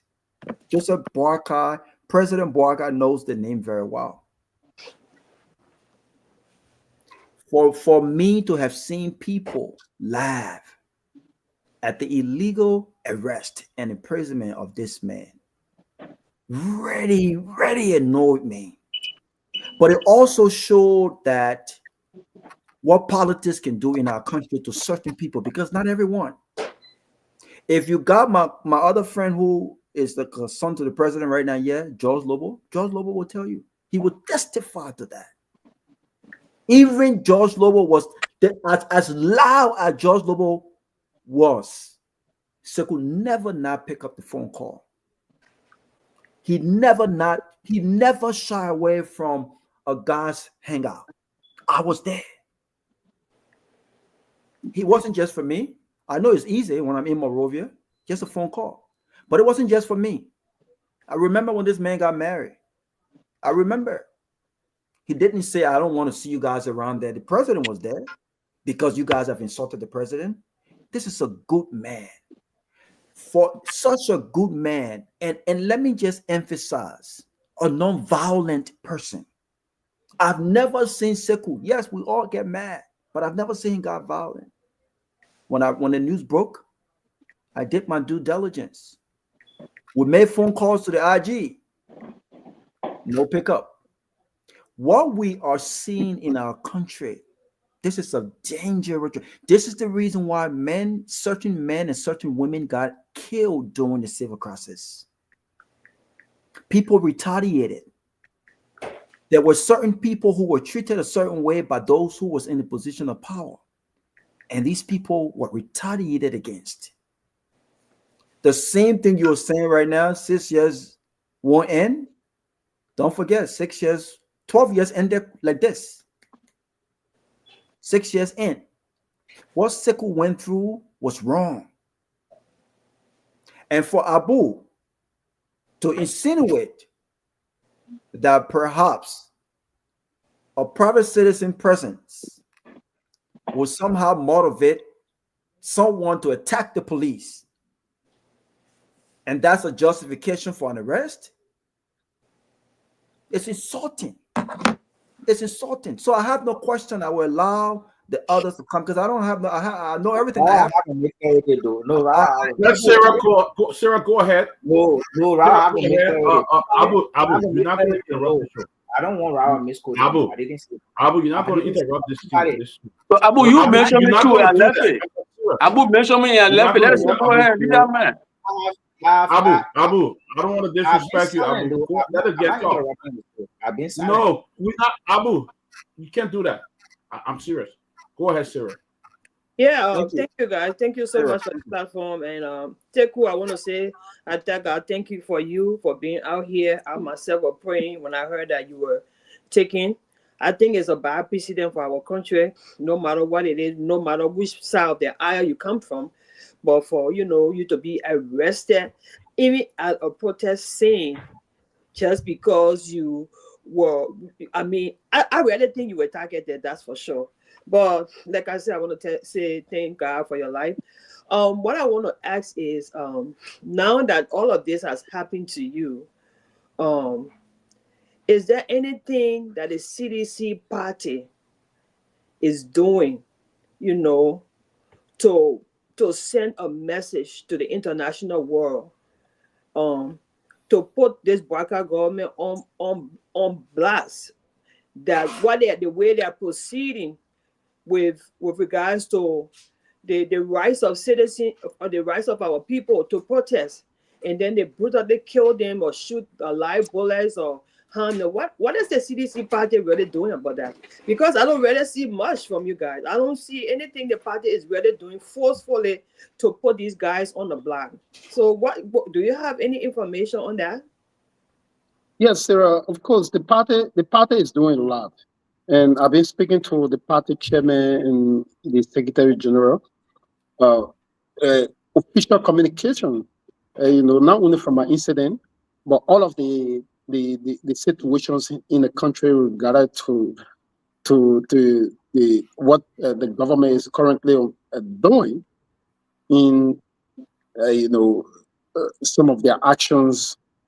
The party is doing everything. And as for my situation as well, I've been speaking to lawyers, and for sure, mine will not go unnoticed because we going to be taking issues with the government, even though, let me say this on the record, Anthony Jackson, let me say this on the record, even though I know that Mr. Bwaka is a non-respecter of the law, even though I know that, but we are going to be taking issue with the government by taking the government, specifically the police RG, to court for arresting arbitrarily going on the street and arresting a private citizen. Arbitrarily going on the street and arresting a private citizen. Look, some of these things, posterity will judge every one of us. They will be documented. Other people may believe that, yes, today nothing will happen. But posterity is our biggest judge. I am not going to let this thing, we're not going to let it slide. We're not going to let it slide. We're talking to the lawyers. Like I said, I am glad that us has acknowledged receipt of my communication. AU, International Human Rights Grouping, they have acknowledged receipt of my communication, my details communication that I sent. Because I don't want to sweep this under the carpet. I don't want to sweep it under the carpet. I want to put them on the record that they arrested me without any trace of being at any protest ground. The people say there is a look-up parable. They say anytime you're a blind man in a cycle, do not let them lose too much. Carrasco, let me interrupt you for a second. I saw that they tell on your charges, one of the charges they put on your record was terrorism. Is there any terrorist act you were doing on that day? But you know, and this is where we talk about, you know, a political targeting. This is where we come with it. Because if you were just go in the street and indiscriminately arrest citizens and say you charge them with terrorism, what's more a terrorist than what is unfolding under Mr. Bouakai administration? If you can take private citizens from jail and today they are well above, it's not known. Mohammed Sharif. If you can do that, if you can send the police officer to beat on lawmakers on the grounds of the capital building, that's more than terrorism. If you can flagrantly bush out the Constitution of the Republic of Liberia, it's a form of terrorism. Oh, you don't know what terrorism is? You don't know that you can just see people in the street and arrest them and charge them by right. Nobody's supposed to leave from nobody's supposed to be taken to court after 2 o'clock. But I was taken to court after 2 o'clock. Anthony Jackson here, no, he's a lawyer. After 2 o'clock, I was taken from Central to take me to the court. And after 4 o'clock, we were already at Snow Beach. Wow. Wow. So you can't look, I know that they were strictly, and that's not a secret. They was targeting, yeah, and intended. It was a target to silence critical voices against Mr. Bouakai actions and his inactions. Well said. Let's go to Lofa. Let's go to Lofa. Thank you. Indeed was a complete target. I mean, unfortunately. But let's go to Lofa. Back to Anthony Jackson. Carrasco, great to have you on here. Indeed, I'm sincerely sorry about your experience. sad to see that Liberia is, I should say, regressing the way we are, and in a very fast pace to consider that. As a young man, you reserve all right, even if you went out there to protest. Once there wasn't any law that may have been broken, that is your constitutional right. That is your constitutional mandate. You shouldn't have to go through what you went through, simply because folks felt intimidated that you were present.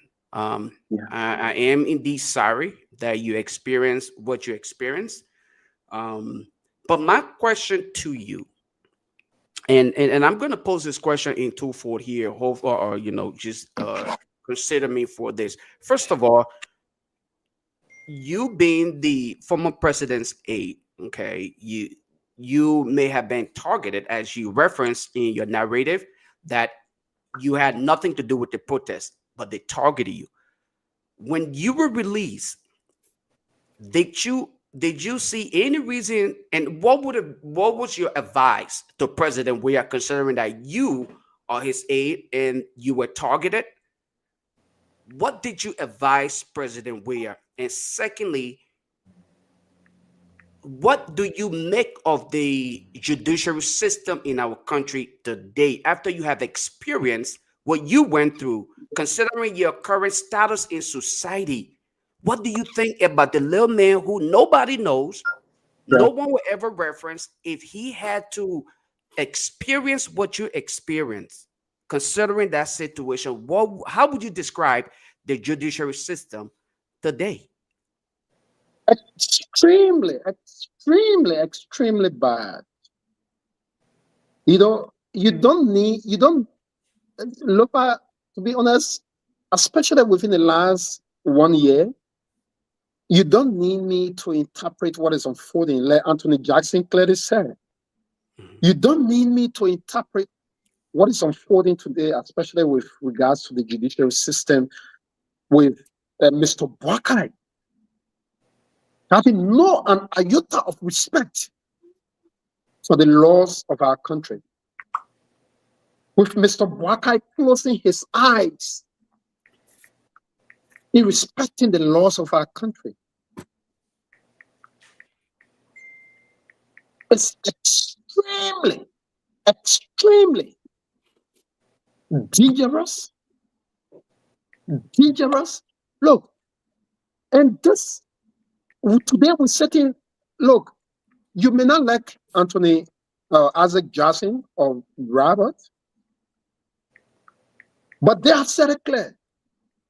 Look, when you push people to the wall to a certain extent, they have no option but to come back at you. We have seen talent around the world.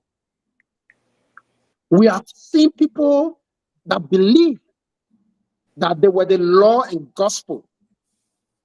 We have seen it. But what become of them? What become of them? And today, under the eyes of Mr. Boakai, see how our country is moving. Take your microphone, go to the common street vendor, go to the people in the street, gauge their reaction towards Mr. Boakai. Extremely bad. So when you ask me about the judiciary system of our country, I believe, in my opinion, that things are now okay. Judging from the recent ruling from the Supreme Court, with the constitutional crisis that are unfolding in our country, without any clear court or defined statement coming from the Supreme Court, leaving room for confusion,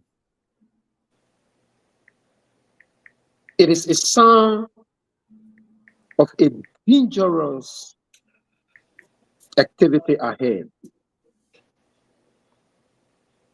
So we are heading backward. Instead of all going forward, we're going backward on a 45 years. Like, let me borrow Anthony Jackson's statement, Deacon Bastard. Being in a leadership of our country. We don't want that in our country. We don't want it. We don't want that. Oh no, Joshua, you saw the proliferations of social media talk show hosts. You saw the proliferations of radio stations. People became heroes and heroine one of Joshua administration. They're not saying ordering that people should get killed like it is happening today.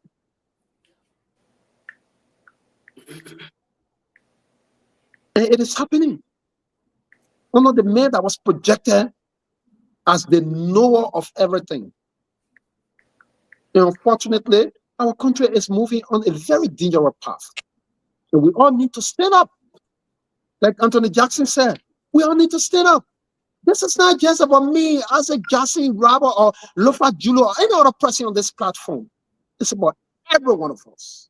Carrasco, did you advise President Weah after you were released? That I want to get you what may have been your advice to the former president, considering that you experienced that? What would have been your advice to him? Because who know what next? Well, since I left from prison, I've been home. The former president, President Weah, from the day I came out up to today, we've been on the phone checking on me.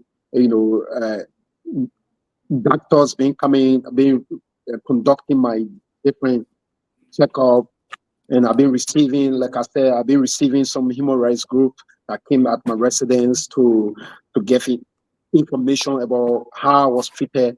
I've not sat with him personally to talk, and some of the things that we're supposed to talk, we can't talk on the phone personally, but I'm sure in subsequent time we'll sit down, and he being somebody who care for our country, democracy, I'm sure that we will take it from there. Okay, so now, Julia, one question. Let's go to Isaac. One question. Okay, yeah, and then from there we'll go to Sylvester. I will start with answering or explaining what my junior brother was saying, that Liberia now I work with the government in Guinea. When I used to work with my former boss, Louis Garcia Brown, he said, whenever you have these vexing questions, he said it provides a teaching opportunity. So I will take his comment as a teaching opportunity to provide some knowledge for him. The first thing I will say in regard to his question is democracy and decency are twins. The military junta is not a respecter of democratic tendency. It is not wedded to any democratic values. That's why countries that are civilized democracy, who have value, they will be reluctant to be seen hanging up with a military junta. I have thought that President Bouaka, based on his so-called 40 years of experience, will have accentuated Liberia democratic values by being reluctant to take gifts from a bloody military junta that used their guns to take power in Guinea. In fact, when they took power in Guinea, you know what they did? Some of the things the junta did is what this current government did to Fonati Kofa. They seized the vehicle belonging to those of the former government. Today, our government talking about seizing Kufaka only because of political disagreement, demonstrating characteristic of a junta. This is what happens when you associate with bad people. They say when you lie with dog, you get fleas. You take something from them. Bwaka is taking things from the junta. We are told that there are key elements in the military junta that Bwaka is making business with, that he's bringing in the country. Who knows what those key elements that are loyal to the junta will do in our country? We should be concerned about the safety of our opposition community in the country. We should be concerned. You know, Bwaka is a Kisi. We are told that he is a Kisi who originated from Bwedu in Sierra Leone. But there are huge Kisi elements in that military junta that he's working with. We should be concerned about this. You know, I am not surprised that the young brother will try to provide slippery justification for what the government is doing. Adolf Hitler of Germany, when he embarked on the broad day slaughtering of Jewish people, 6 million, there were people in Germany who were still justifying his action. So I'm not surprised that somebody will come on a radio station and try to justify the violence that Bwaka continue to do to our laws and say the presence of a peaceful citizen in a place will encourage citizens to be on police. How can you say this, brother? What happened to your conscience? Is it dead? Is it dead? I'm not surprised that today people will be justifying the flourishing of political tribalism in our country. Lofa people all over in the government, people who claim to be intellectual, who are sitting down at the Ministry of Finance, they found nothing wrong with it. That even though Article 5 of the Liberia Constitution says tribalism should not flourish in the country, that we should be careful. We should be careful of nepotism. But our friend, who is a former student leader, said at the Ministry of Finance, and Bwaka violently removed a tenure holder at the central bank. I'm not surprised, brother. So, again, you are not alone. There are people like you who are the spirit of sycophancy. We try to justify wrong. People who are conditioned to worship Mr. Bwaka, even though he put in the country into a terrible place. So, brother, I'm not surprised at you. All that I am saying in Kalasco and all over here who are saying who love Liberia, now is the time to stand up. This is not a Kalasco fight. No, it is not. It is far bigger than Kalasco. This is not even a Fonatico fight. No, far bigger than that. This is about Liberia drifting into elected dictatorship. Since Bwaka got elected, he has not respected any laws in the country. What do you think that is? Elected dictatorship. If the conduct Mr. I will ask the question, the conduct that Mr. Bwaka is exhibiting, if President we are God forbid had exhibited the conduct, you think Bwaka would have been president today? No. Oh, President, we are respected Liberia law that say we need the president to enjoy absolute majority. Other than that, on the basis of simple majority, President we will be president. The first round of the election, President we have won. He stubbornly, unshakingly respected the sanctity of our democratic constitution and said, okay, I will go to the second round since I didn't win absolute majority in the first round. If Bwaka, the constitution allows you to come to power. President, we have respected the law. You are not respecting the law. How is it comforting, my friend? So, having said this, let me calm down to ask brother Kalasco, because I want to ask questions. I just made it comment because you asked me a question and said something in passing about the junta. But we got to accentuate our values. We can't drag our values this low. But Kalasco, if I will ask you a simple question.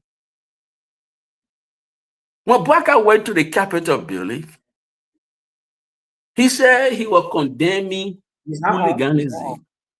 He's not on. I am here wondering whether Bwaka was really serious to condemn hooliganism when he's in bed with a junta that doesn't respect any law.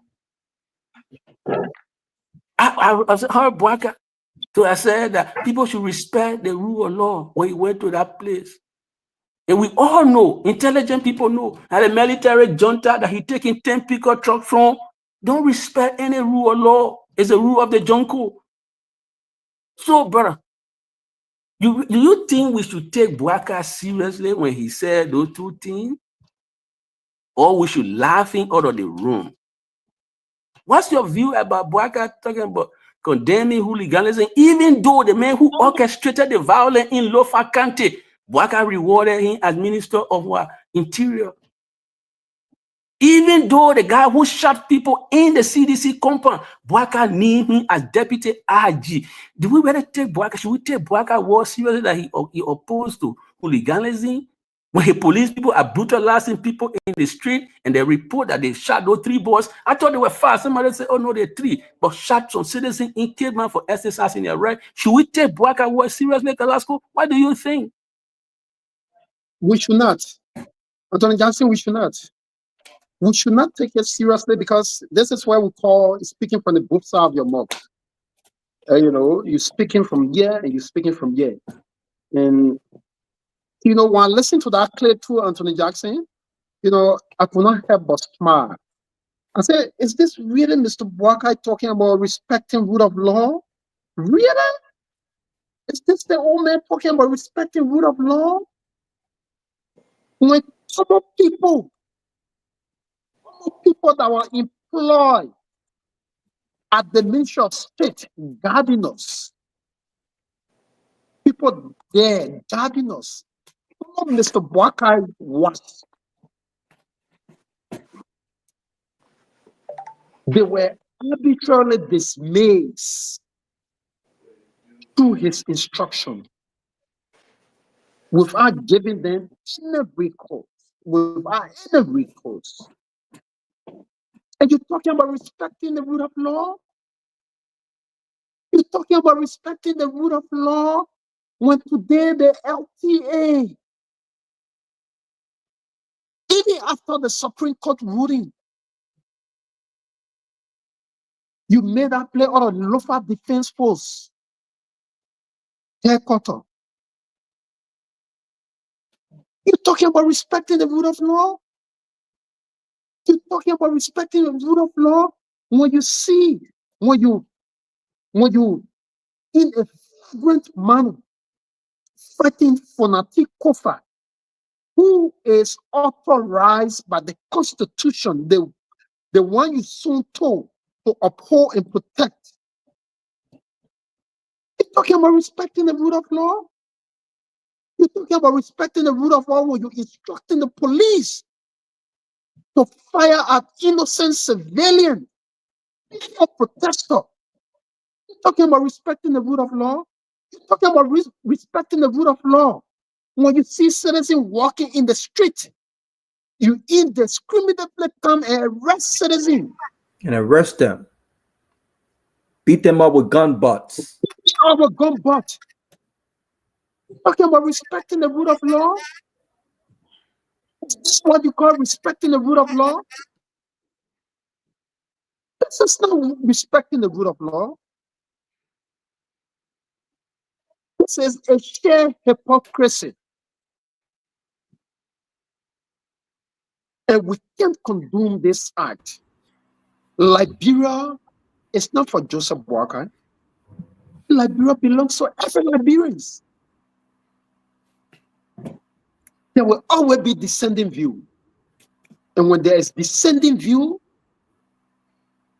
it should be respected by the president. But the president has proven that he doesn't respect descending view. The president has proven that he does not respect the rule of law. And he believes that this is the Joseph Bouaka Foundation that he's running. And we can't tolerate this. That's right.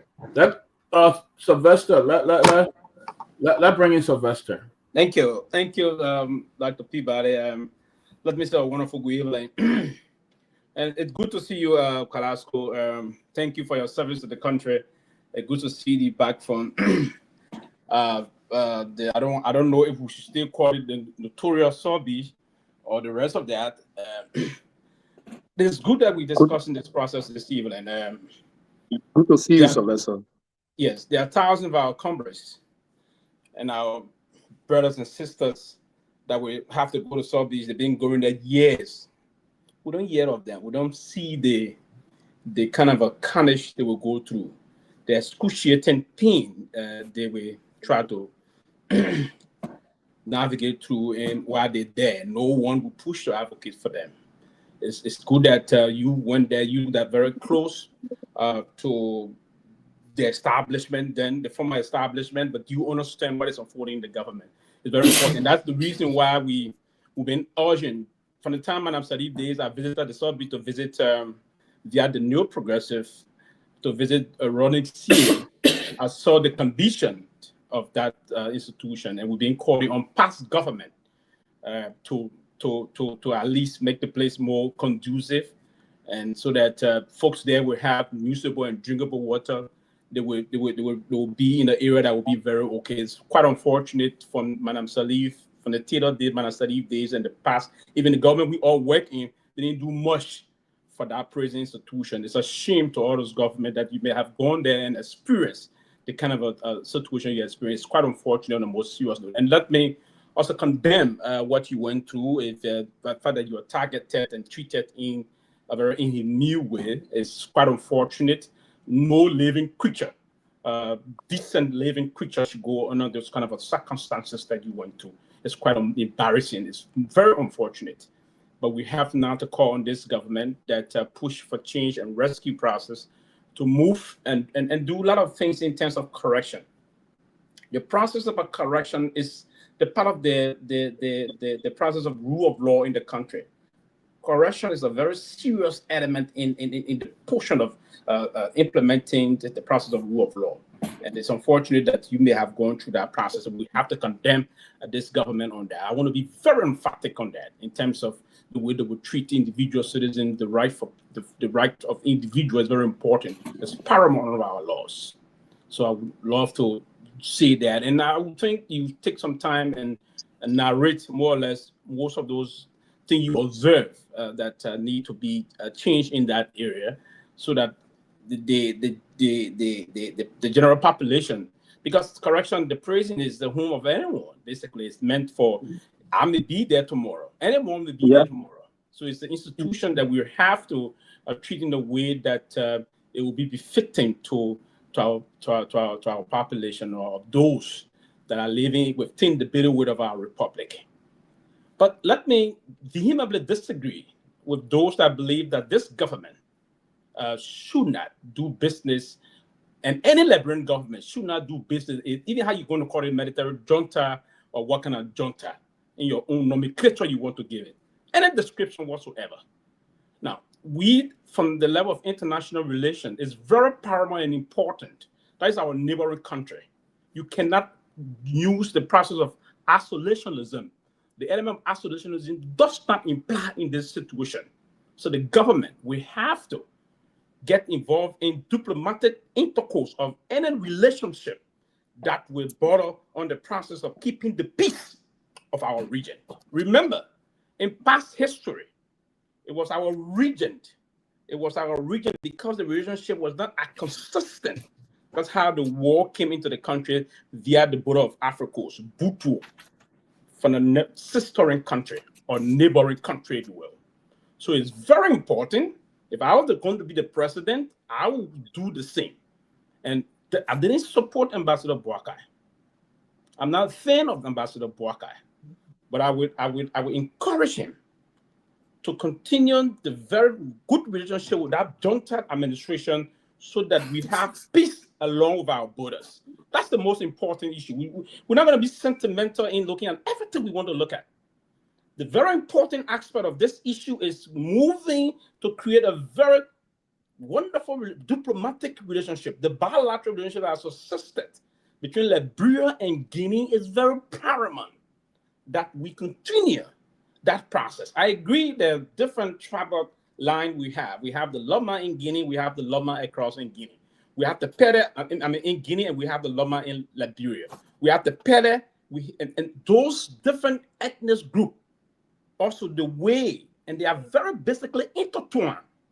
And the nature of the cultural activities that come across both borders will help also push and maintain the peace of our country. So it's important. If we don't understand these things, we stood off history. We went through the system yesterday, and that's how we had the basic of country getting destabilized can begin from within the border of another country. Remember, those borders are very porous. We have more than 5,000 crossing points between our almost 13,000 square miles of border that we have with Guinea alone. It's important, due to those reasons, that we maintain the peace with that country, Sierra Leone, and that of the Côte d'Ivoire. And that's one of the reasons our Ivorian government is very clear on the process of maintaining the barely relationship between our both countries, and along with even the joint the Rural UN Basin countries, in the reason of solidifying and maintaining the process of having a harmonious working relationship with those countries to keep the peace going in terms of moving our country forward. Now, briefly, my question to you, Kalasco, what basically, from your perspective, that you would recommend, and secondly, I'm going to put it this way. I don't know if you said that because it's something when you come late to church, you don't have to raise a new song, right? So I just want to ask you, if the question I would be asked, or if you said it, then you can tell me, then I will move. Were you treated in a humane way in the prison while you're there for the 2 or 3 days? If yes, that's the base of the question. And the last aspect of it, what would you recommend to this government? That's why I agree. You fundamentally disagree with the government on that, and I agree with you in most of the cases, right? You fundamentally, but what would you personally recommend to them that they do in the prison system of our country? Thank you, Brother Sylvester. You came late to church. Yeah, even though and that's what I said, right? And Ben, don't get me out of pressure. I said it, right? And I'm trying to understand sometimes, there are systems that move on, and I know, and I knew that there was some naysayer that would come out back with this. So what I did, I corrected myself in advance, and I said, if I did it, and I got the and I'm still getting trained to do most of the time to move on. So that's why I said, if you said, then I'll skip and move on that. So if you said it, then I mean, thank you, Sylvester. Okay, go ahead. We passed that, and I explained. Some of the panelists asked me about what do I think personally about the prison cell and what can be done to correct some of the things, and I basically explained about some of the things I believe that we can do personally, and aside from that, aside from government, and personally, I'm going to be taking some initiative as a private citizen based on my first-hand experience of being incarcerated at the central prison, and because the condition there is absolutely not something that anybody will appreciate. Jail, it's not something that people go to jail for different reasons, and it should not be somewhere where people will go to jail and you forsake. There are a lot of people in jail today that I saw personally that are sick, extremely sick. They can't move. Extremely sick. They can't move. They can't do anything. So personally, we'll do our best and we'll take some initiative in that regard. And I know you also talk about the point Anthony Jackson raised about the Guinea and Liberia situation. Sylvester, nobody is trying to speak against the relationship between Guinea and Liberia. However, especially with the unfolding in recent days, where family members are grieving. People here today are crying of their children being taken over without court proceeding, without respecting the rule of law. For a democratic government to venture into surreptitiously taking people from in prison at night time and turning them over. And the president admitting that he just received a gift. Everybody will deduce that because the president turned this man over, he's receiving a gift in return. So that is not democratic. That's not diplomacy. That's not what you call diplomacy, Sylvester. There is disregard to the rule of law. And Mr. Walker is being paid back because he disrespected the rule of law. Mr. Walker is being paid back. So I'm sure there were Mr. Anthony Jackson came from in mentioning the issue of the relationship. Nobody's questioning the relationship between Liberia and there have been no, we have not in recent period no bad relationship between our neighboring country. No bad relationship. But Mr. Walker's actions clearly demonstrate that he does not respect the rule of law. He does not respect the diplomacy you're talking about. He doesn't regard anything. That's the reason why, unashamedly, he stood on the podium and say, "You just see the Guinea government, just give me 10 acres." Because he cares less about the repercussion. One family member are 10 years, the people cry for their son. And he boasted about receiving a reward for turning over their son. So that's the point we're coming from, Sylvester. That's not the point. Okay. Let me get 30 seconds. Robert, Yeah, before I'll come to you, Robert. Professor was just going one question here. I haven't asked one question. Okay.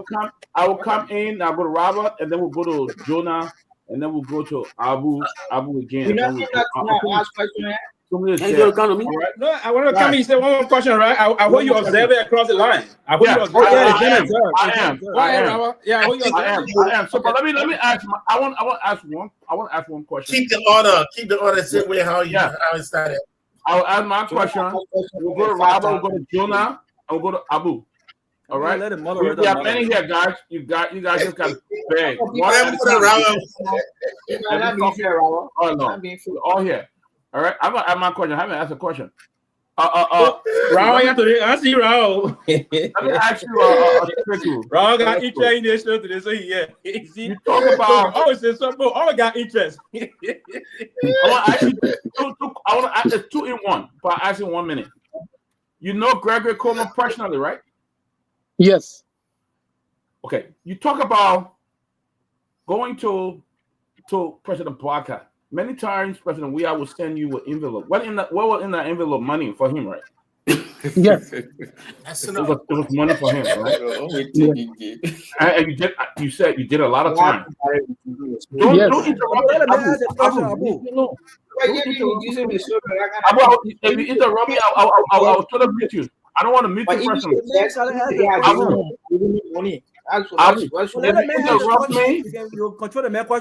If you interrupt me, I will take you off. I'll put you in the break.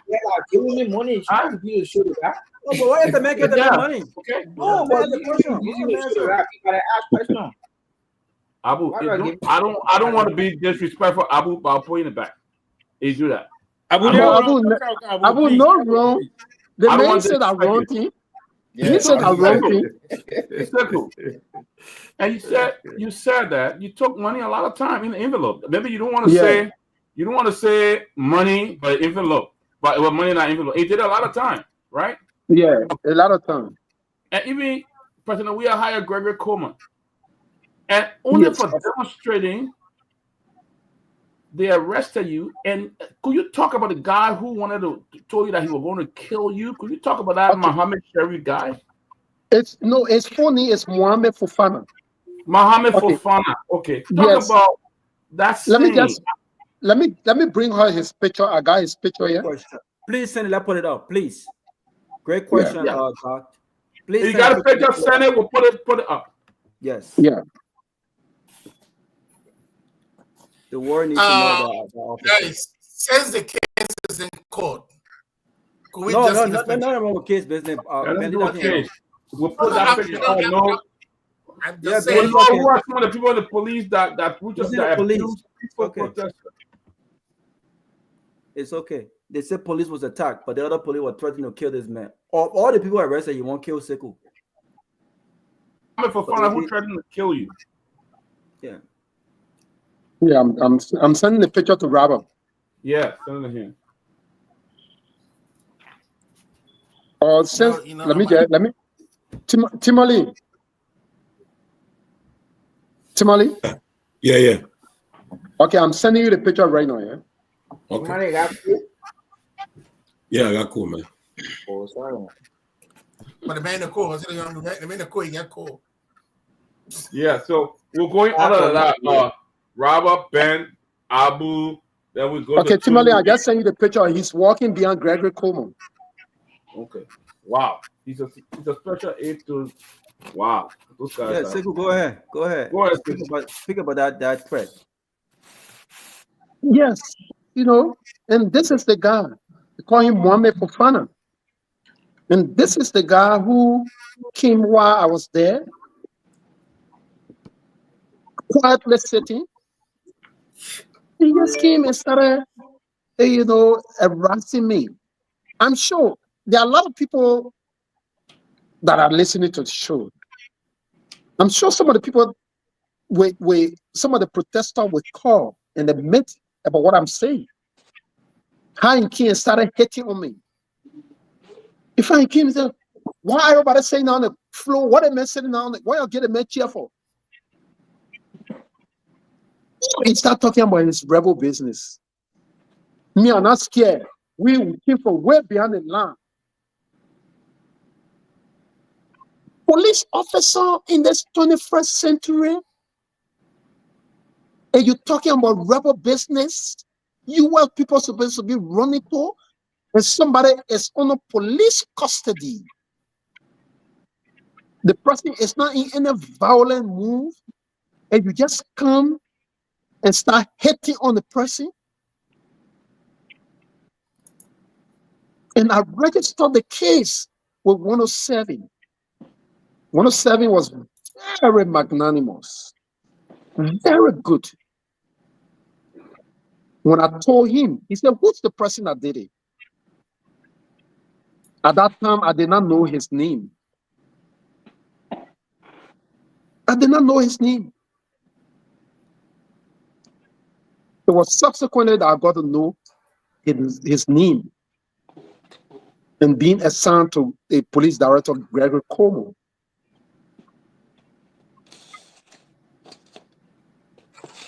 And I'm even surprised that Gregory was even saying that I received a lot of calls for the Kalasco man Bennett. But if we release Kalasco, we'll release all the other people. Gregory Coleman. Why people in value relationship? Why will you target me? Why will you be giving instruction? For what reason? When a few years ago, when I was a same person advocate, I'm a serious advocate. for people like Gregor Coleman. Which he knows how much I respect him. He knows that. And today, he will be the one that they will be giving instruction to violate my right. It's unfortunate.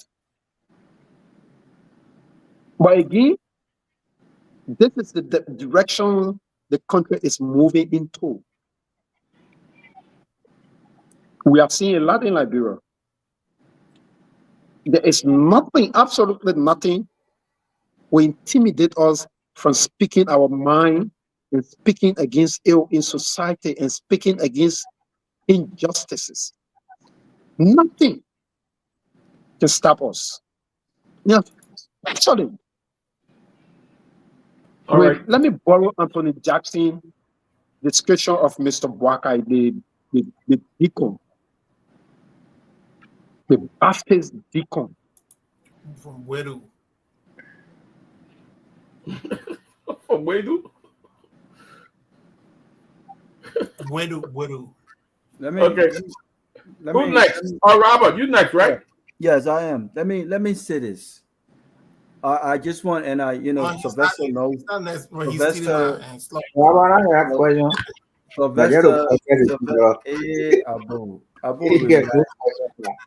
My dear brother, relax. Listen, let me tell you something. I told some of my friends in CDC. Someone said you can't come to Liberia. I'll come into Liberia next year.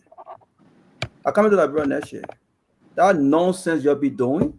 I'm a small bastard man, but I fear nothing. That nonsense you're doing, I come to Liberia all the time. I'm there. But one thing I will do now moving forward, I've been advised to hire security. I will hire one. But I will defend myself. I'm not playing games with y'all. I will defend myself. I know Lofa can say, if you're doing this, you can't say it. You can't do this. You can't do this. But don't walk up to me. Don't walk up to me. I will defend myself. Robert, before you proceed, Robert, this is the scary part. For a private citizen that disagree with the government, so even have all this kind of mindset, that's him. That's the guy right there. Oh, that's the guy in the guy in the black suit, right? Yeah. Yes. Man, shut up, too. Mohammed Fofana. He's the one that was brutalizing people at the police station. Yeah. Sharif, not Fofana, it's Sharif. Not Fofana. Oh, Mohammed Fofana, I did Sharif earlier. Okay. Mohammed Fofana. No, that's his name, Mohammed Fofana. Yeah. That's him. So he directly assigned with the police director and he was abusing people like that?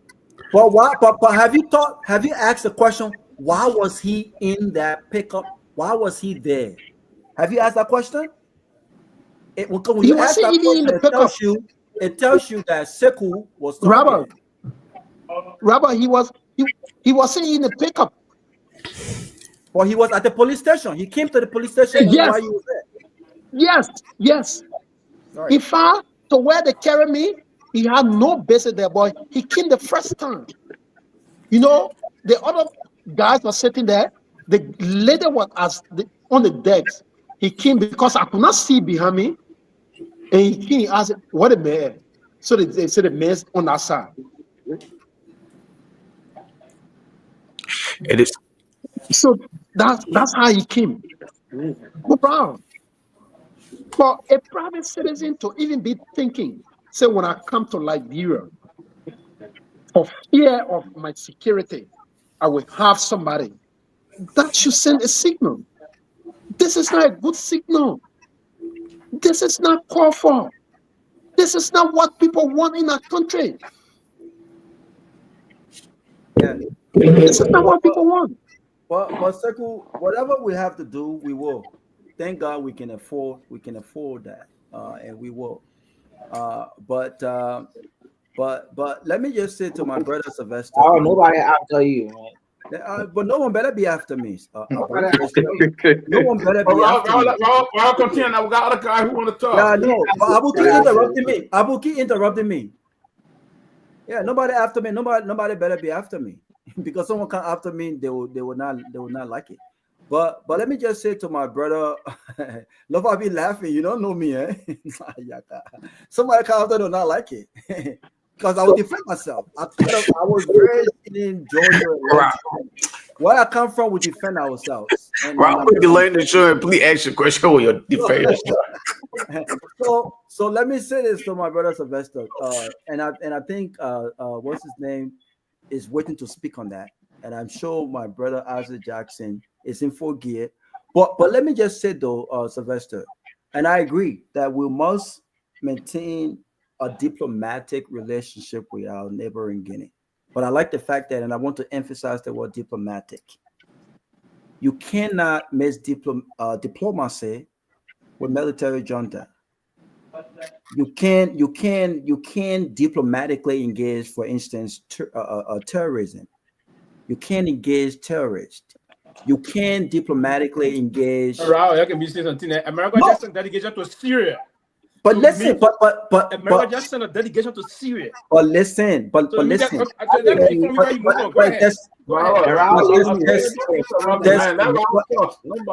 But they're not. They are the U.S. government. The U.S. Go ahead. Let me mute. The U.S. government, Sylvester, is not directly and diplomatically engaged with another government on diplomatically that is not recognized as a terror group, right?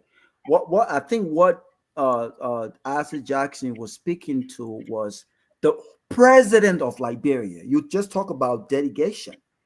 To see the president of Liberia engage in that way with a military junta, I don't think diplomatically is a good sign. Yes, do we want to keep a relationship with the Guineans? Of course, it's in the interest of our security to do so. But the question is, how do you diplomatically go about doing that? This is the problem, and this is the question they have not answered. But Sekou, I want to talk about, because I spoke with my sister-in-law, I spoke with your wife, and I was on the phone with her throughout this ordeal. By the way, shout out to her. She's a very strong woman. And I was just basically encouraging her that all of this will pass on, and I'm glad this is over for her.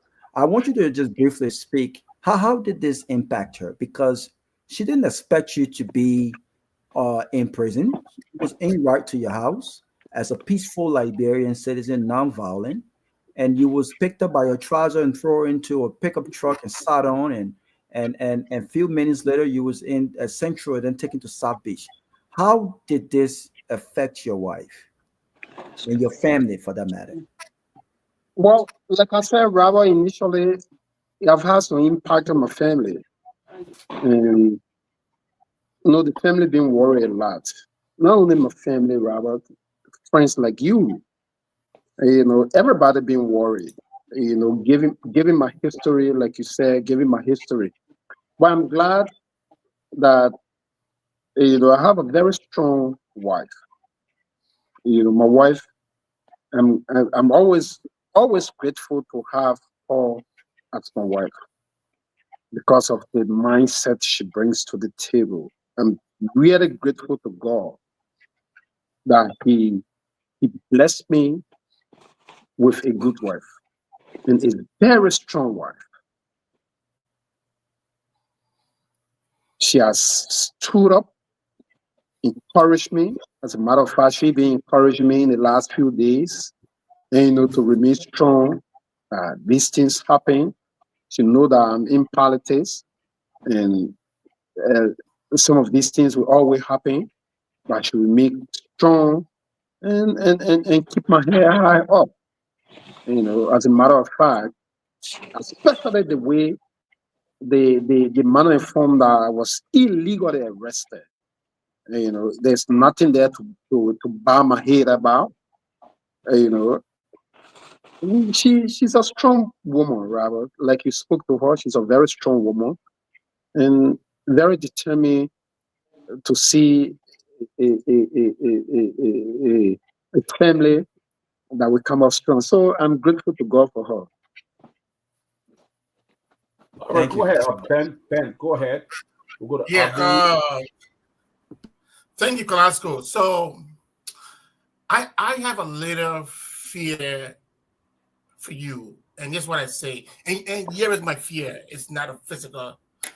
When you made mention about you being that you were fingerprinted, you know, the government that we have are not really good. They are very good with paperwork and they can be very careless with things. So what that means is that those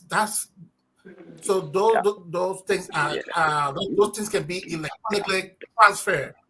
So if you went for an interview anywhere to any embassy and went to pull your record from the police station, that case come up. So one thing you don't want to do, don't do the Liberian people think like they always do. You have to go to court. At the end of the day, we know what will happen. They will throw it out. But you have to go until it ends and it must be removed. Because if this is done carelessly, the case can still be thrown out. And because the fingerprints, like I've been fingerprinted a lot of times, it is done like do not. I mean, it is bigger than anything you ever dream of. Yeah, don't that's overlook. true. Don't overlook it. That's true. That's very true. That's very true. Thank you, Ben. And to that point, one of the reasons why you saw them running with me all over, because that's what they wanted to do. And, you know, that's the reason I'm the only person among everybody that went there that they carried to do fingerprint, took my picture, put all kind of unnecessary measure into place, only because they wanted me to be, you know. But I can say to you that based on my stand that I've taken, all of the communication that I've sent outside, and like you said, I will not let it rest. I will make sure that the government is taken to court. I will take them to court and making sure that that happened, because that was the essence of what they were doing. They have me on record, get my fingerprint, they don't do all these unnecessary things. But I can say to you for a fact that I will pursue all legal means to disprove the government arbitrary action against my person and take some action that will stop them from conducting themselves in this manner and form against any other citizen. All right. Abu, go ahead. Yeah, make sure you do that, Kalasco. That's a serious thing right there. That fingerprint stuff. They can go ahead, Abu. No, speak. You got it, man? Yeah, I'm getting you. Okay. Yeah, I have a couple of questions. And the reason what this is to, you know, sensitize our people to our essence of being here. President Joseph Boakai, in my mind, do not orchestrate brutalization against any peaceful citizen like Kalasco. This man have friends across the eyes. And mind you, I'm not saying that he had attended a protest to cause chaos. I'm not saying that he did attend a protest. But giving his roles in society as a statement and former presidential aide, attending protests of that nature, wherein police officer was brutalized, obviously the police will apprehend anybody who is seen as an influential person around that place. That's what I said earlier. So for somebody to misinterpret me, Rabo and I got it, or Azi, he did not get me. That's what I said earlier.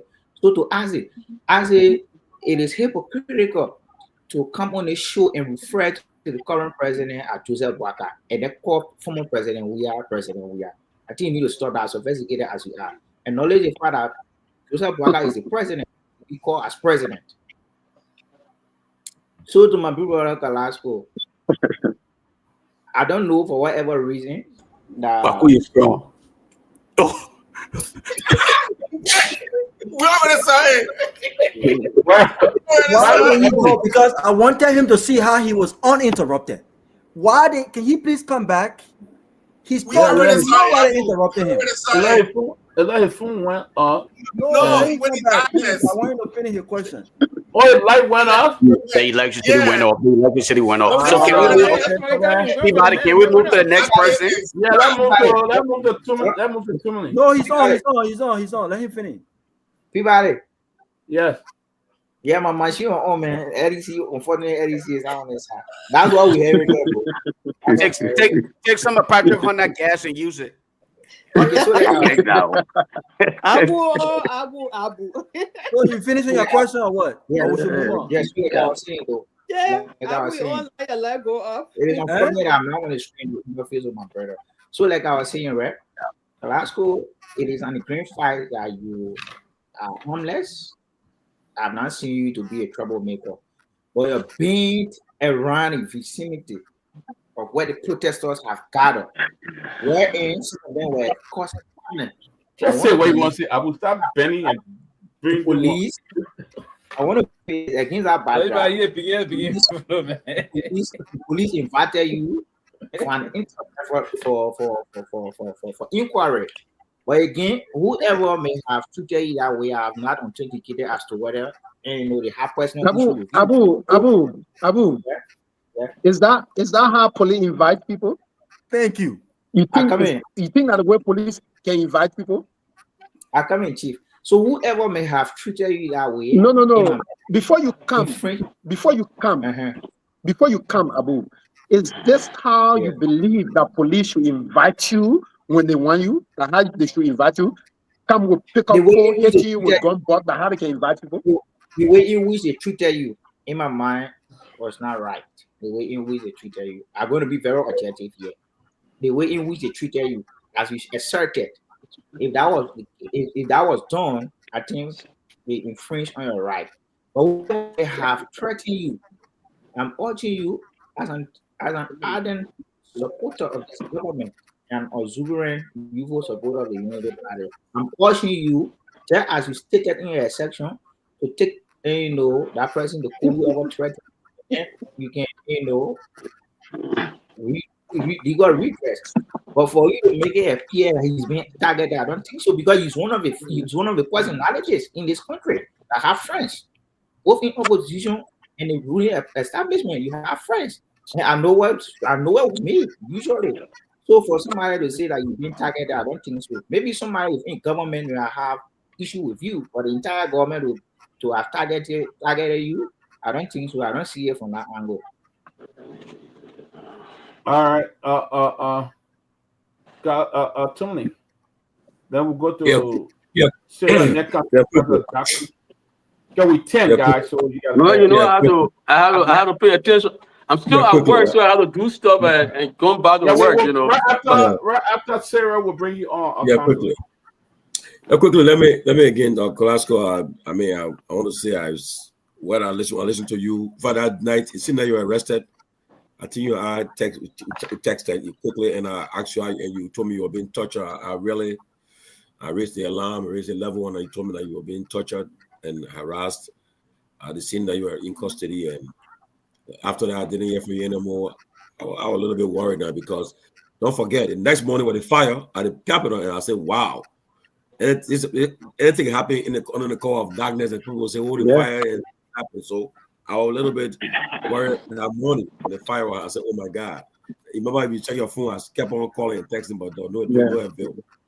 Yeah. Okay. But Colasco, even personally, even many of us here, me talk myself, when I go to Liberia, I usually travel, I have somebody that can travel with security. Because, I know one time the former president told me, say, you guys can be on the radio, you'll be careful you come here, because some bad boy who will target some of you. And that's true. Imagine at the time he was president, some people were there, who your enemies are. So, but my question is, I'm surprised to hear that you are traveling, you travel alone. Nobody was there to at least, you travel alone, especially with your proximity to the former president and so forth. I don't know why you will travel alone with nobody around you. You just move alone. I know you're a good person, but yet and still, the target good people. And lastly, I read the comments there to those who are your critics who are saying that who were trying to say that the same thing was done to during the rehabilitation to other people. What do you say to them here? Also, they just answer all the questions. Thank you. Thank you, Tomalin. Okay. So holding everything constant. I normally don't like to respond to some of these people because some people use fake address and come. But holding everything constant. So that what they brought change for, to repeat what they believe that was wrong. Is this the essence of change? To repeat the wrong in their saying? If they believe that, yeah, the same thing will happen under President Weah administration. So they brought somebody that said they can't change it. So should they continue on the same path? It's not changed. So when the wrong thing was done, come and correct the wrong thing. But to continue the wrong thing and even doing the worse than what's happening, then that means it's purely calculated. And, and to get this proof, there were several protests. The most famous was the June 7 and other protests. The stakeholders were involving the likes of Mr. Cummings and other people spearheaded. They were part of the June 7 protest. They were protected. They went in front of the executive mansion. I was one of the person that was designated that day to go to the Capitol building and go to where the protesters were and receive whatever statement from them. But they said they wanted to see even the president. Those situations were created amicably for citizens to express themselves. Remember, one time the president was coming to work, the student barricaded the president convoy. The president had all of the authority to do like Mr. Barker is doing today. You remember that time when the president convoy was barricaded by students? But look at what happened during a recent election. Look at what happened. Recent election.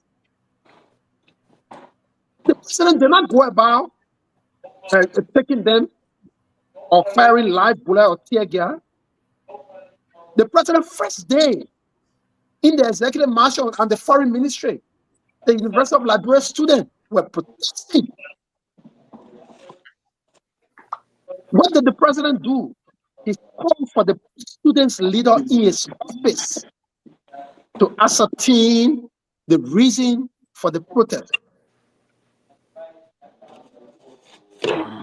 He called for them. You come in my office. You can explain why you're protesting. When the student came there, they explained the reason why we are protesting, because the University of Liberia registration, the school is about to close registration, and a lot of people have not registered. And there where the whole free tuition thing came about. It resulted to students, the president issuing a statement. The president did not go beating on people. Imagine the president campaign last day, the president convoy was stopped. Imagine Mr. Barker being in similar situation. What will happen? So for people to be making reference, they say it happened, so it happening now. Why did you call for change? Why did you call for change? So to disprove that Facebook comment, Tomalin, when people change, they change for the better. They did not change to retrogress as compared to what we're witnessing right now on Mr. Barker. All right, let's go to Councillor Jackson. Oh, Sarah. Anthony Sarah. Allo. I don't want somebody come and give me any rebuttal. Anthony, You know, Sarah, right after him, I'll bring you Sarah. I'm sorry. I want to applaud Kalasco. I thank Kalasco for explaining our argument in an unsophisticatedly simple manner. And I show anybody honest listening to Kalasco explain our argument who have conceded. But again, many people are not honest. So in the place of argument and debate, they will stubbornly hold to their position, even though their position can be sometimes slippery and weak. You know, when I started this conversation, I made reference to Hitler of Germany. And it was important why I did that. I referenced Hitler of Germany and said that when Hitler embarked on his murderous campaign to killing 6 million Jews, there were sycophants in our country that were providing justification. Every time you will see sycophants in our society trying to justify the wrong conduct of the power that be. It's not strange. You know, I'm not unmindful that there will be Gitch Gallopers here trying to draw false analogy to Syria. You run to Syria? The situation in Syria is complicated. The situation in Liberia, you don't understand it when you go to Syria. Brother, I have a simple question to ask. You think in the name of building relationship with a bloody military junta, Liberia should drag itself low by licking the bloodstained boots of the junta to receive pickup trucks, tinted pickup trucks? Let me say this to all of our colleagues and friends. Maybe some people don't know that certain gifts can compromise the integrity of the recipient. You don't just go on just taking gifts from people anyhow. You won't go to Syria? Has the Syrian government given America any gift? Do you know why America had to go there to engage with somebody who is out of bounty on work? That's a different reason. These things will be analyzed in proper context and perspective. You don't understand that. In the name of building relationship, are you going to allow somebody to encourage you to violate international laws? The Liberian government action to turn over Sherry, who were fleeing from the military junta in Guinea, is violative of international human rights and refugee law that protect people fleeing from political persecution. Are you going to tell Liberia, say, go ahead? Anybody fleeing from Guinea, you're turning over to the junta for junta justice? Is that what we're arguing here on the show tonight? How can anybody in the right frame of mind try to provide justification for such an egregious conduct? How can anybody do this? How can anybody do this? The international human rights and refugee law provide serious protection. That's why if it is under that international human rights and refugee law that many of these people who can run from Liberia, even though nothing very happening, something in Kenya, and provide all kind of accusation that they got to get political asylum. Under that, somebody fled from that junta. He has a lawyer in Liberia, named Justice Kabina Janet, ranking lawyer. You took the man into police custody, into government custody. Suddenly, he disappeared. We are told that the government sent that man over to the junta. Are we valuing human level? We do this? Are we going to protect? Are we going to find a way to explain this and when? How can you not recognize that this was just bad? All that I have said, I see it is dangerous for this government, President Bouakar's government, to give free passes, free access. The elements of the military junta, particularly those of the Kisikra, to be coming in and out of Liberia. A potent danger for some of our political people there. The junta is not a respecter of law. That's why they suspended the democratic government in Guinea, so they can carry on junta activities. And we're going to be providing justification for this. I think it's wrong. I think it's wrong. I think the Liberian government needed to be very careful, because when the government takes this gift, the government is basically undermining its own integrity. How do you take gift from these people, the junta? First thing now, the gift was being explained. Carrasco explained the gift, the essence of the gift. What did Carrasco say? It was a gift because there's two strands of this gift, right?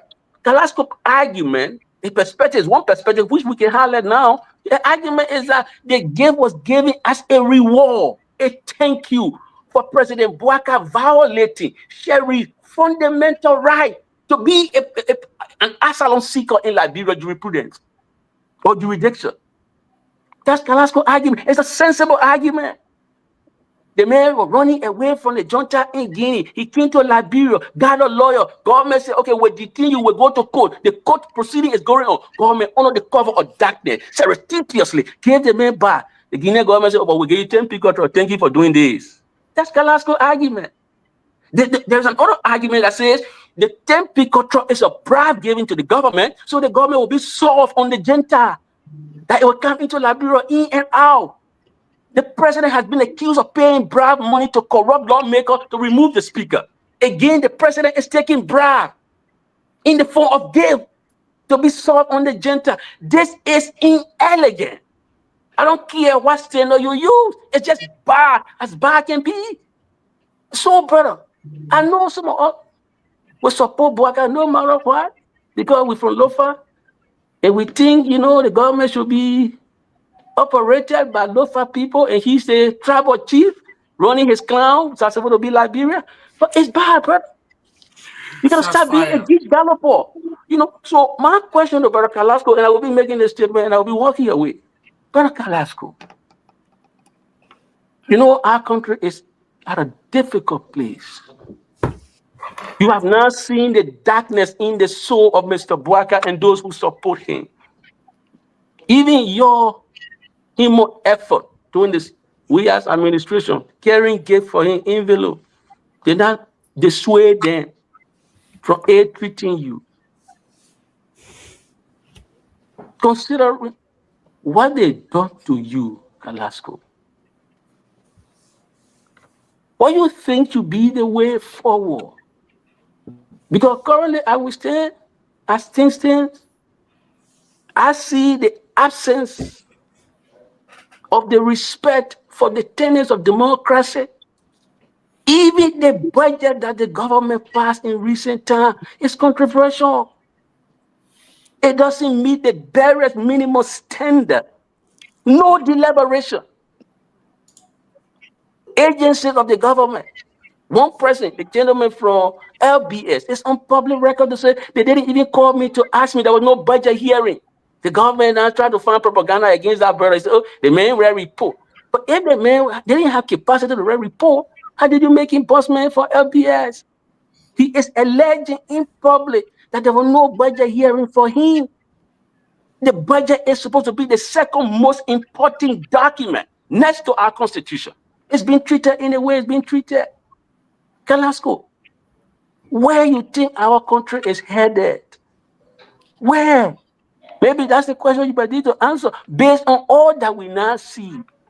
The brutalization of peaceful citizens, the payment of bribe money to corrupt lawmakers, to remove the speaker violently, the illegal and violent uprooting of training holders, the government flattening with military junta, elements of the military junta.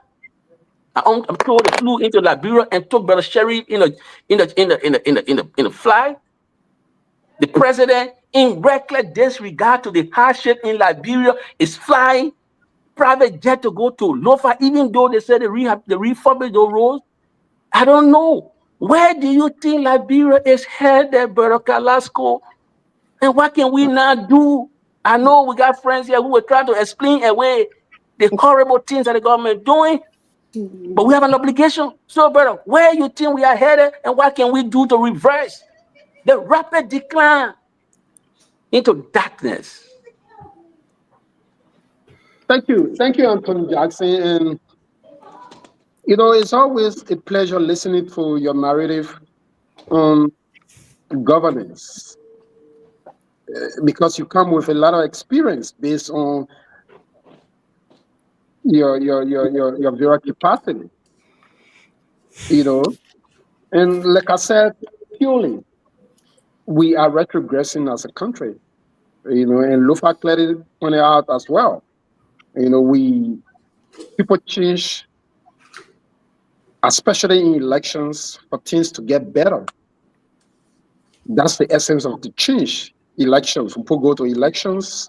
Okay, say we make decisions. We believe that the other person was not good, so we're coming for this other person to be better. But on the contrary, Anthony Jackson, I'm sure since the foundation of our country, Liberia, one of the worst we have ever had as a president is Mr. Boakai. I am not surprised. I am not surprised at Mr. Boakai. I clearly know that from the day one that he was incapacitated to be the president of this country. I know that very well. Tomorrow come again. That is my belief. He's incapacitated to be the president of this country. And the president that doesn't make a decision doesn't deserve to be a president. We saw from the CPP saga. We won Liberians. Anthony Jackson today,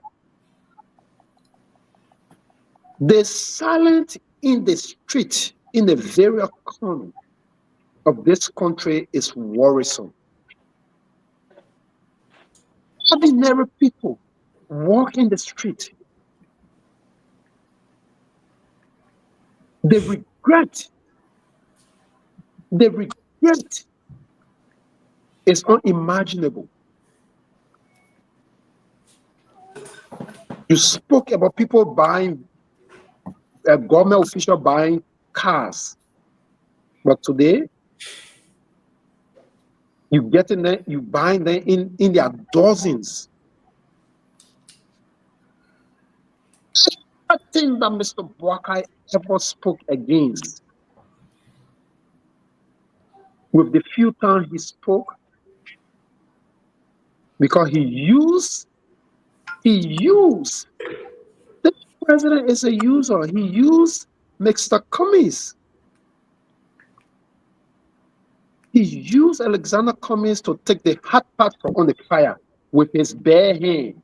When the food got cold, he spread the mat and wash his hand and eating it.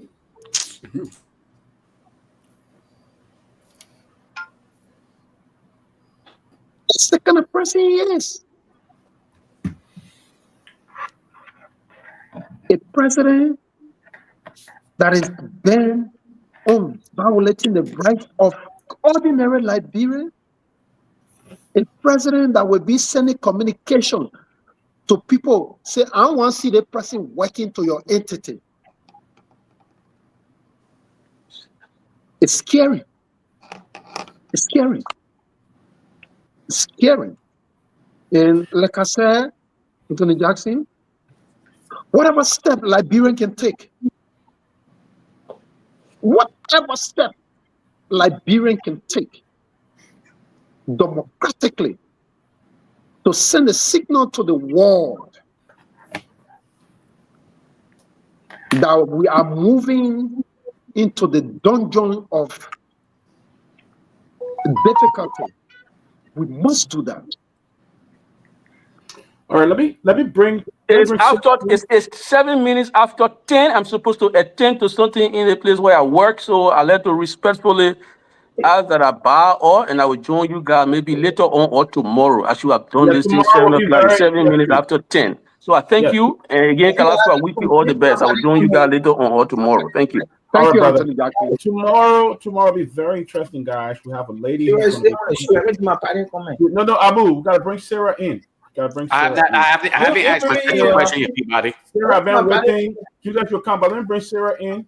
Yeah. Let's hear Lofa, and then Sylvester want to respond. Yeah, let's do this. Let's do it quietly, guys. We 10. We can't even. There was some other guy behind line that we couldn't even bring on because I think we're. Sarah, you put me down and bring Stickle in the middle? Me, Peabody? Put me down and bring Stickle in the middle. I don't have much. I'm the one who's 2 minutes to ask my questions. Sarah, go ahead. And then we'll go to Julius. And then Abu want to do his closing. Sarah, go ahead. Thank you, Lofa. For me, actually, let me talk. Yeah, that's Sarah. For me, actually, I don't really have much to say with regards to what happened to Kalasco. I just think, like I said, I thank God that he's out, and the rest of the other folks that were in jail, they are all out. We know from the beginning that this Boaka government was not going to do anything for the Liberian people. If the Liberian people did not even want Weir, they could have chosen somebody else other than Boaka. But they lied to our people. They said Boaka is for the 2 years, for the 2 years experience he has, for the 2 years experience, and he could handle our country. This is where we are today. So nothing here surprised me. They are in Lofa County having a meeting. They say celebration of 4 counties. I was watching the video, and the only thing I said to myself was, this is a disgrace to our country. This is a county they say have been existing for 60 years. 60 years, still walking in dust. All people had to put masks on their face just to prevent them from inhaling all that dust. We don't have people that are thinking for our people. We don't have them. 60 years. 60 years later, you still in dust.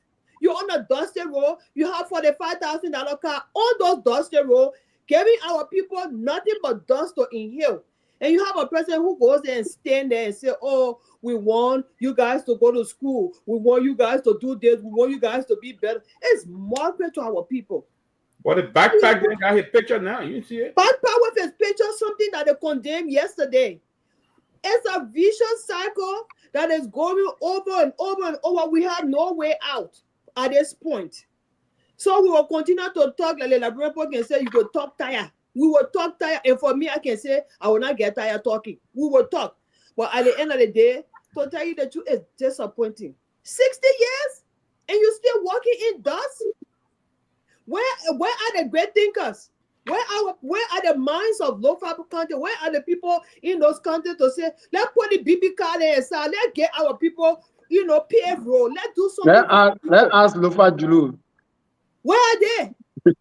Nowhere, nobody thinking for the people. They only want to use the people's votes to get to power, and then they come and get their handouts. I saw something on Facebook where the protein gave people 5 cups of rice with $200 Liberian No, for 3 Christmas. cups, making it too much. 3 cups. 3 cups of rice with $200 Liberian. Where are we?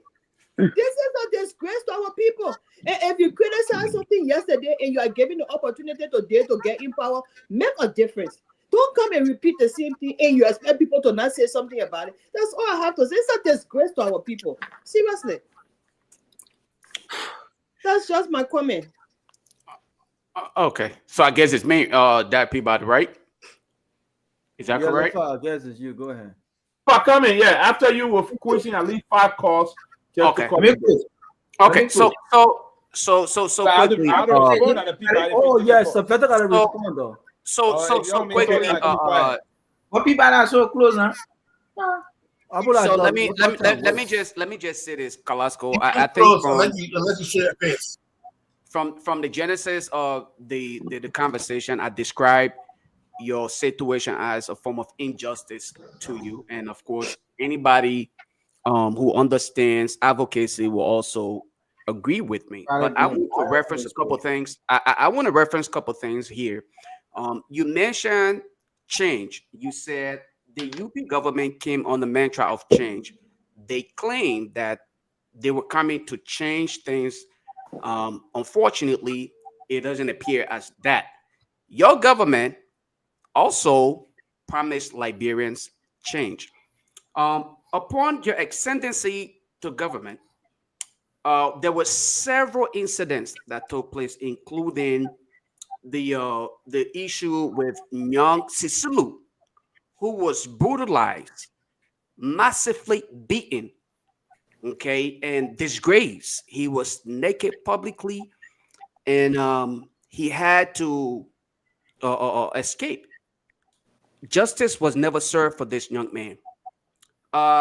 Joshua, who also came from your political party, it is alleged that this young man was massively beaten by folks from the UP, and as a result of his brutal attack, that is what led to his death.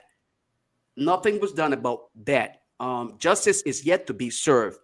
President Weah, during his presidency, urged Liberians to become their own security guards by stating in his church sermon that Liberians should purchase their own CC camera, considering the precedent. Now that you have gone through something similar and you described in your words, you said justice does not exist in Liberia. The judiciary system is flawed. I want you to retrospect on all of those incidents, including a young lady whose throat was slit by a Caucasian, and that man was vindicated. He flew out of Liberia. That young lady is today still going through the trauma of all of that she endured. The judiciary system, the faulty judiciary system, flaw. You, President Weah, and others were part of the government then. You did nothing about it. I want you to retrospect on all of those incidents I just listed out for you. Tell me, what do you make of all of those things after that you have experienced injustice to the full years? Not just was it done, but you were manhandled like others who don't have people in public areas to recognize them. You have experienced it.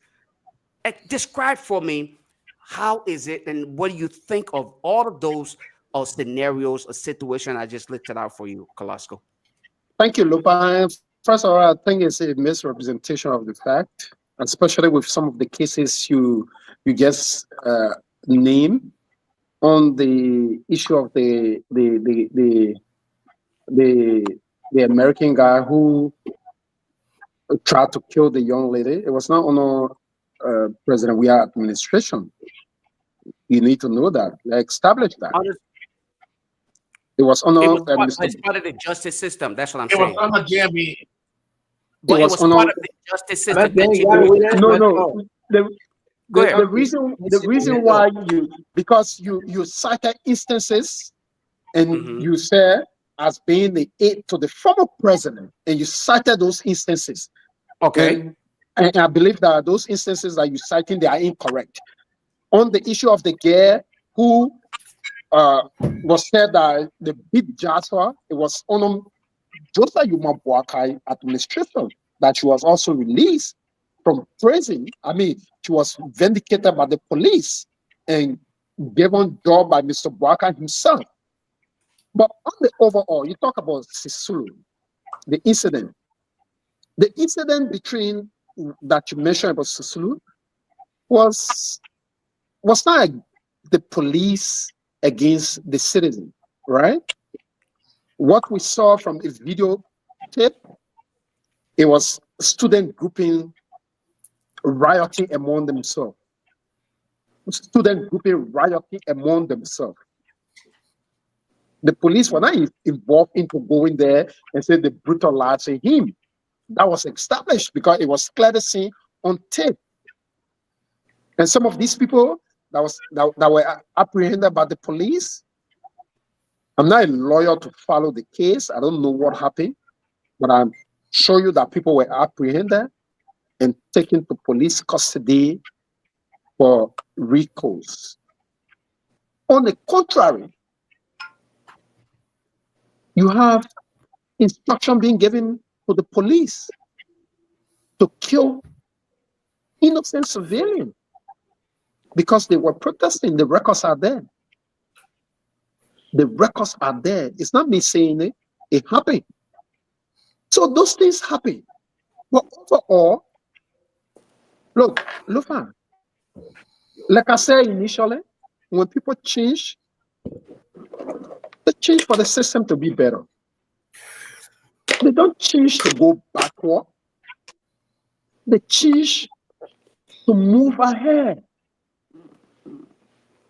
And Mr. Boakai, with his experience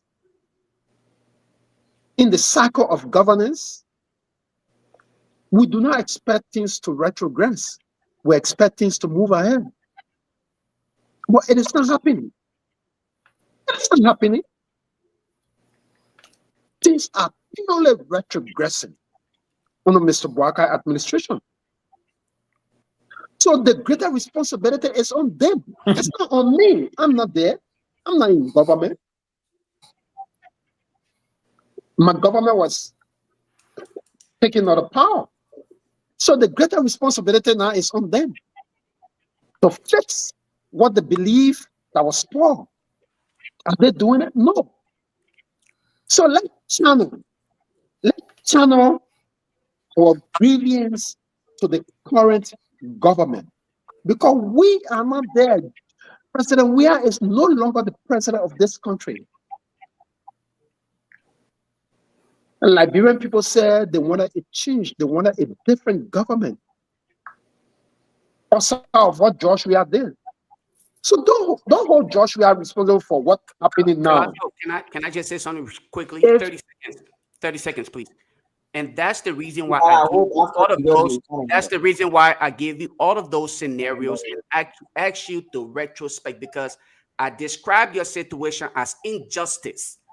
Those situations that I mentioned, those individuals, those citizens also experience injustice, and up until today's date, they are yet to experience justice. That's why I'm asking, describe for me what's going through your mind as you think about those situations they went through after you have experienced what you just recently experienced under the Boakai administration. Because remember, the normal saying yesterday was government is continuity.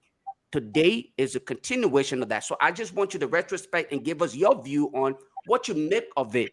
Experiencing injustice, what would you recommend going forward when it comes to the justice system? That's my question to you. Okay, thank you, Lofa. And I'll go back to what I said initially, Lofa. I said the greater responsibility is on Mr. Boakai and his team. I know nothing to recommend to Joseph Boakai, because he said he knew everything. He could face the system. He said to the Liberian people that he was coming to face what he believed that was spoiled. So that responsibility is on him and his team to face those things.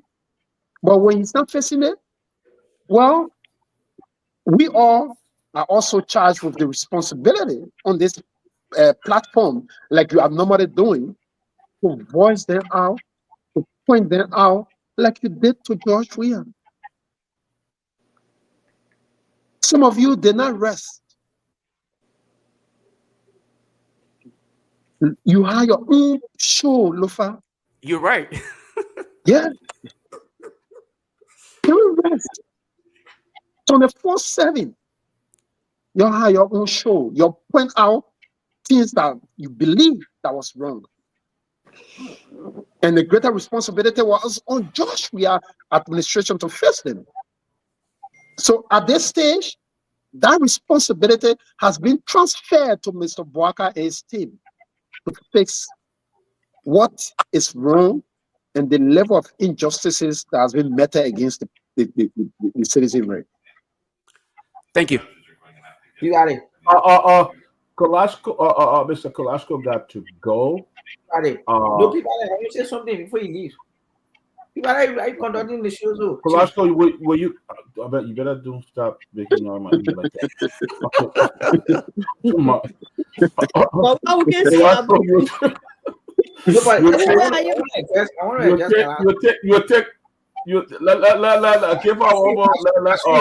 Let Abu come in. I will stop making noise, man. Let Abu come in, and then Sylvester, you got anything? Robert, you got anything? Yeah, let Abu come in real quick. Then Sylvester, because Peabody. Before Abu come in, the way looking, we know what are Abu talking or are somebody talking in the back. You know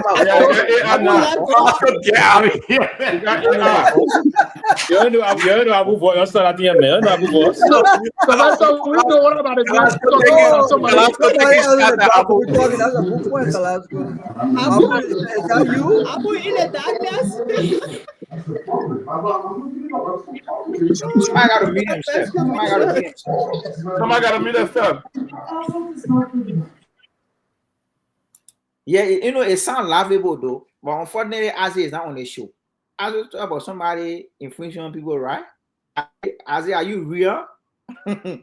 They think Kalasco who is on the show today. How did you refer to him? You refer to him as an unpatriotic person when you were deprived. You and your family in London when your passport was taken from you. You talk about ruthless party. There is a CDC Secretary General that instructed his partisans to slap the ear of the former deputy police director of operation. You talk about rule of law. There's a CDC who party Secretary General. Are we promote ammunition? Blood. He can't talk about rule of law. This the reason why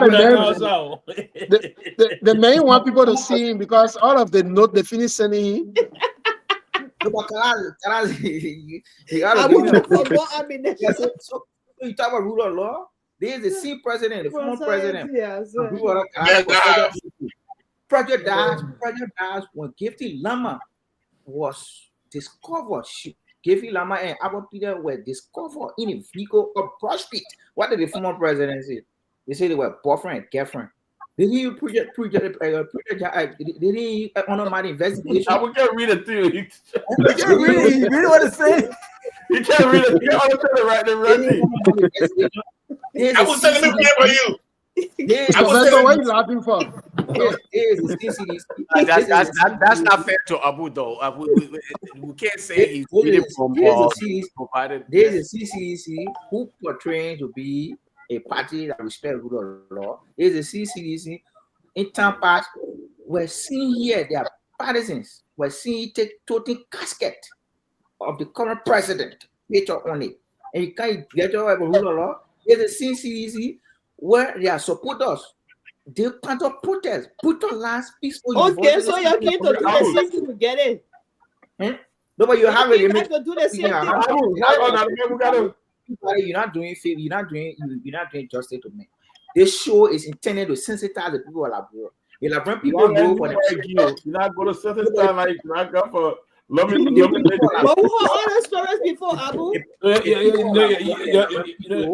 We have to be fair to Abu. You give Abu the time. Yeah, you got please, man. You the host, and you got to be very fair. He's not fair. Peabody is not fair. Yeah. Sentiment is being used. Go ahead, man. Yeah, sentiment is being used by sentiment. And when I ask it to be here, he has it off. Hypocrite. As it comes on this show, they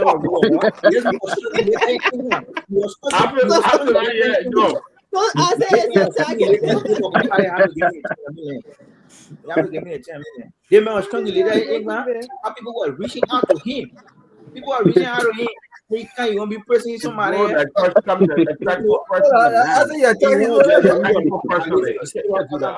You know, people riding on Dorsey was 60 years. Our president was 60 years. Must be talking to think about our president was 60 years. Baka just became president less than a year. And my brother sit on the show and made it appear that the CDC respected the lawyer. Cabinet channel who today is castigating this government was impeached by your administration. Went to Equasco rule in favor of what the president do, the then president. Okay, we agree. We agree. Abu, we agree. Equasco rules in favor of Justice Jallah. What did the government do? Okay, we agree now. Abu, you ask a question. I gave you a chance to talk. We can't be interrupting like this. Mabudu Yimpan was threatened when he stated that the road being built by the administration at the time was sustainable road. And what did they go? Your Secretary General Jawali Namakoji threatened the life of Mabudu Yimpan. So we have to be honest with ourselves. Abu, we gotta go. You can't just take a listen, reading whole thing. Nobody can't do that. Abu, we gotta go. We gotta go. You can't do that. You gotta end it. Who's I can do? You can't. It's enough. You gotta put chance to talk now. The essence of this show is to speak up. The essence of this show is to state a fact. Then you don't want to do it. You're gonna be accurate like that. Then I'm gonna mute Nobody you. agree.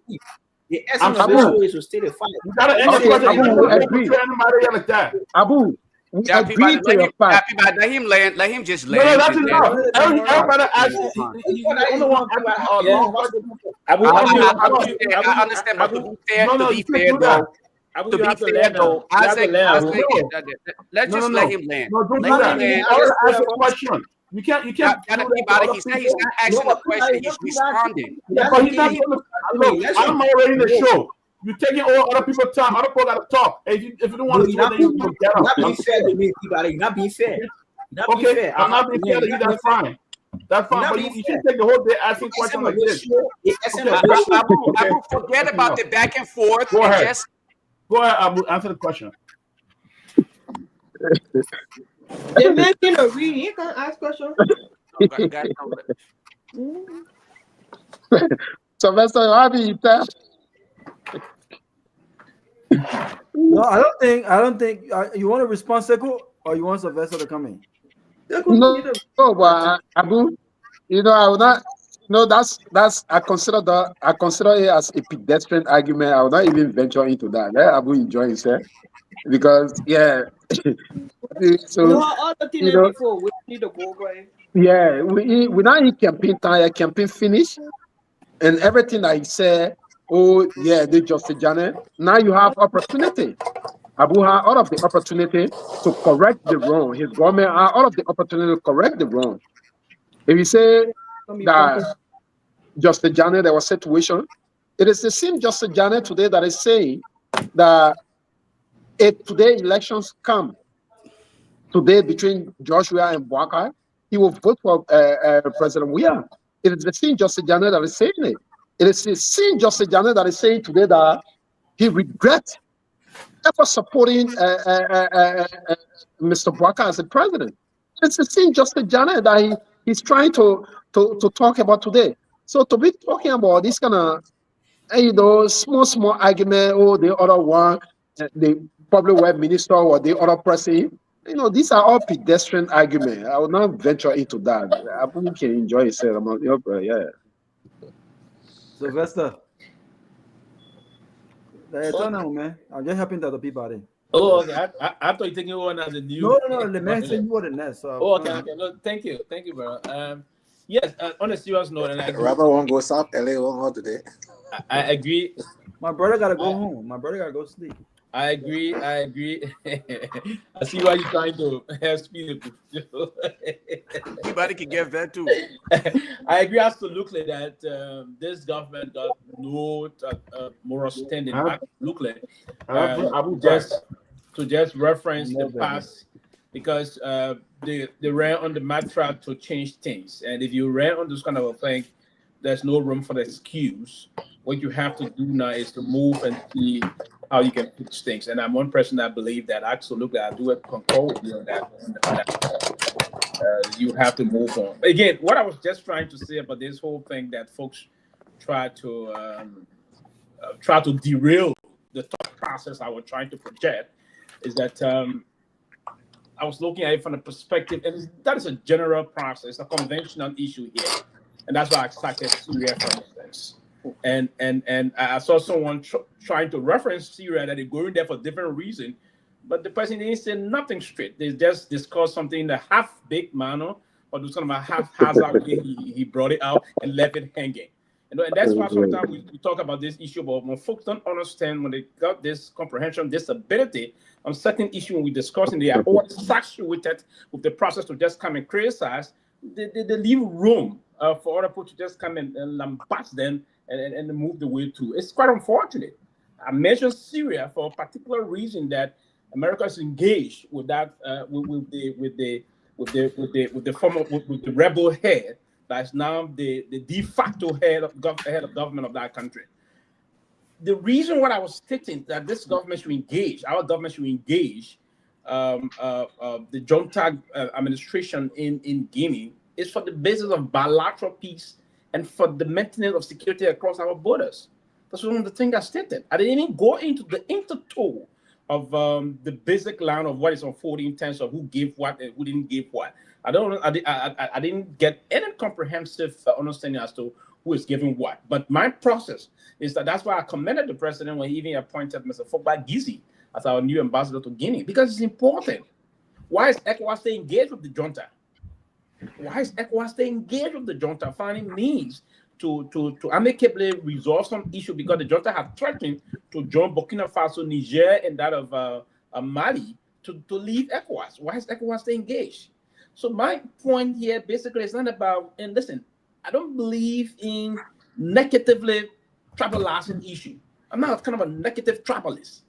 I don't endorse into issue because the person is my kinsman or my tribal man. Number one, I'm not a kissy person. And I'm not an opportunistic element to say I'm saying this for opportunistic reason. The neo-progressive. Job. No, I'm not the type of person that will speak to issue on the basis of finding job. No. The neo-progressive. On the basis of tribal. No, I'm not. And one good thing I believe, I'm not kind of an extraordinary, extravagant person. I live within my means and live within the comfort of my means. So there's nothing that will push me to do things that I will regret tomorrow, or that I will try to compromise my integrity on the basis of it. Whenever I'm saying things, I love to strike the balance. And after everything, after the election, I can remember November 15, when I was on air Brussels, coming back to the US, I stated clearly that I was now going to fight the very day, now the 15th, the very day President we accepted the result of the elections. I announced that I was moving back to my route. And then I was going to preach, I was leaving from what we call partisan politics and reverting to advocacy and looking for the fundamental process where our divergent view going to hit. And that's part of my tendency, and that's why I'm going to engage. Listen, I have always said that this government started voting. Who stayed near you in CDC, Sylvester? Yeah, well, so partisan politics for now. I will get back to partisan politics by December 2027, wherein I would now understand where the picture is, and I will declare where my support is going to go 2027. The man is but for now, quickly, we've now agreed. And to heavily by February of next year, we will be establishing the new progressive office in 6 counties. We have just procured 3 brand new pickups. They're on the way to Liberia. We're going to establish the new. That the junta senator you do? Listen, and I don't have any reason. Until you denounce. I don't have any reason to get engaged with the junta. No reason I get engaged with the junta, right? Because I believe in democracy. But the reason why this government will engage with the junta, because the junta is the head of government. They control the governance in Guinea. For security reasons, I will encourage them to engage the junta. Now, part of the reason I will be engaging the junta in the future, you're right, Kalasco, I will engage the junta in the future to restore the rule of law in Guinea. That's the tendency, that's the mantra of the new progressive. Seeking and protecting the region. The Manaroa UN Basin is a very serious thing. That's why we even invited a gay second country to join that basin, and it's playing a major role. Ivory Coast? Yes. So I mean, that's just our issue. It's not. I don't love to all the time go into the different side of the politics, Carrasco. We all do understand this. I understand the process very clearly. When President we are then as head of state and head of government of the Republic of Liberia engage the South region and the Manaroa UN Basin very, very well in terms of how he cultivated diplomatic relations with these countries. And it was very paramount towards peace and security in the region. That's why you saw the region was very, very much clear and stable, because the way those head of state at the time engaged, it's clear. It was unfortunate that President Conte tried to do what he did, and the coup came about. Now, we cannot come again and say, and that's one of the reasons why people even held ECOWAS responsible at the time, because ECOWAS was not firm when this man blatantly violated the constitution of Guinea to ensure that he was going to contest for a third term. ECOWAS did not do anything at the time. They didn't do nothing. So that's what I'm just saying. They should engage. Now, the intent of, I don't have the detail about pickup. If the Guinean government should be giving pickup to the government of Liberia, and the president said he received it, I don't have those details. But eventually, now, on what basis is he receiving those pickups from the Guinean junta? So if it is on the basis of giving pickups to the Guinean, the Guinean giving pickups to you, on what basis are you doing that? The president and the governor of Liberia will have to explain to the Liberian people on that basis. But to maintain peace is important. Now, I listened briefly before I end here. I listened to cabinet. Are you asking Kalasa a question, or are you? No. It's an open question to the president. It's not to Kalasa. Kalasa gotta go. Yeah, I'm coming. So India briefly. I listened yesterday to cabinet council of cabinet Janet. The former justice said PV. The PV men out there, PV were even 10 over the first time during the Guar administration. We don't know on a Guar administration. Yesterday was some I was trying to hit Kevin. Someone called me to attention to that. It was on a PV. It was not on President Guar when that happened. As a matter of fact, PV was never arrested and turned over by the Guar administration at the time. No, that was a misinformation provided yesterday by the councillor on that. It was this administration. It was this administration that did that. That is on record. So I just thought to clarify that moving on. And that was that something that was stated on this platform? No. I mean, yesterday I just want to bring this up and people I listened yesterday. Man. We got a guess. Let's focus our question on this. I mean, come on, man. I'm saying something that's important. He said, let me see this because I gotta go real quick. Dr. Peabody, I know Kalasco gotta go. I waiting for the other people to come on, but let me just say my closing because I gotta go. My wife is calling me. Kalasco, I just want to say, Sylvester, though, I just want to re-emphasize this. What the U.S. government in Syria is giving the rebel leader in Syria a margin order. They are not doing business with him, and they are not receiving gifts from him. I think what Joseph Barker is doing is they're not doing business, but they're sending delegation to them. Yeah, but those delegations are working on a separate. So what is business? What is business? They are not involving. What I'm saying is that there's a certain way smart government can engage, right? They are talking. Yeah, but they're different. But the president. Can we engage each other after our guest is? Let's do that. But let me say to. Thank you, Lofa. Let the guest, let Robert. Yeah, let the guest leave, and then we can engage each other. Yeah, that's fine. But let me say to Kalasco, my dear friend and brother, on a most serious note, this whole ordeal really pissed me off for the past few days. But like you said, it strengthened your resolve to continue to speak up, to continue to be the good person that you are. And I will say to you publicly, like I will say to you privately, for those people you were good to, for some of those people who were laughing at your arrest and your imprisonment, some of them were mutual friends. Well, I know a bunch of them. Continue to be kind to them. Continue to be good to them. That's what I would say to you, because that's who you are. But sometimes when you're in moments like this, especially when politics is involved, this is when you see who your true friends are and who are not your true friends. Yeah. So remember that. But from a brother to another brother, I want to say, keep being who you are, and this government must be held accountable for what this government did. And to those who are making all the noise about, who is this? If Sekou was nobody, the international human rights folks would not have gone to South Beach. They would not have accepted his information like they would not have signaled like they did. And so you can laugh all day, you can joke all day, you can play politics all day, but this is a man who once took envelope to the current president of Liberia. He knows him very, very well. Okay, he knows him very, I very just well. hope Kalogek said how much used to be from the envelope. Plenty of money was in the envelope. You can't even, don't even, he won't even go. Plenty of money was there. But ask Joseph Barker tell the people how much you receive in those envelopes. Ask, he will tell you that. And not only were envelope taken to Joseph Barker, but some of the very folks that are in government today by this man right here. I've know the stories. But continue to be good, my brother. Continue to be good, and do not let this circumstance, this situation stop you.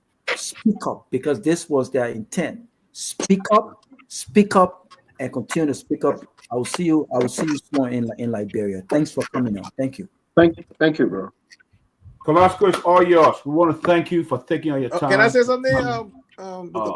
Peabody? You have to be really brief. You got to go. Go ahead, bro. Thank you, Dr. Peabody. And good evening, Carrasco, and good evening to the panelists. You and I don't see eye to eye on politics, but what happened to you was very unfortunate. And I want to say, sorry to you. But listen, Ben said something that I wanted to speak on, and I just want to emphasize on that.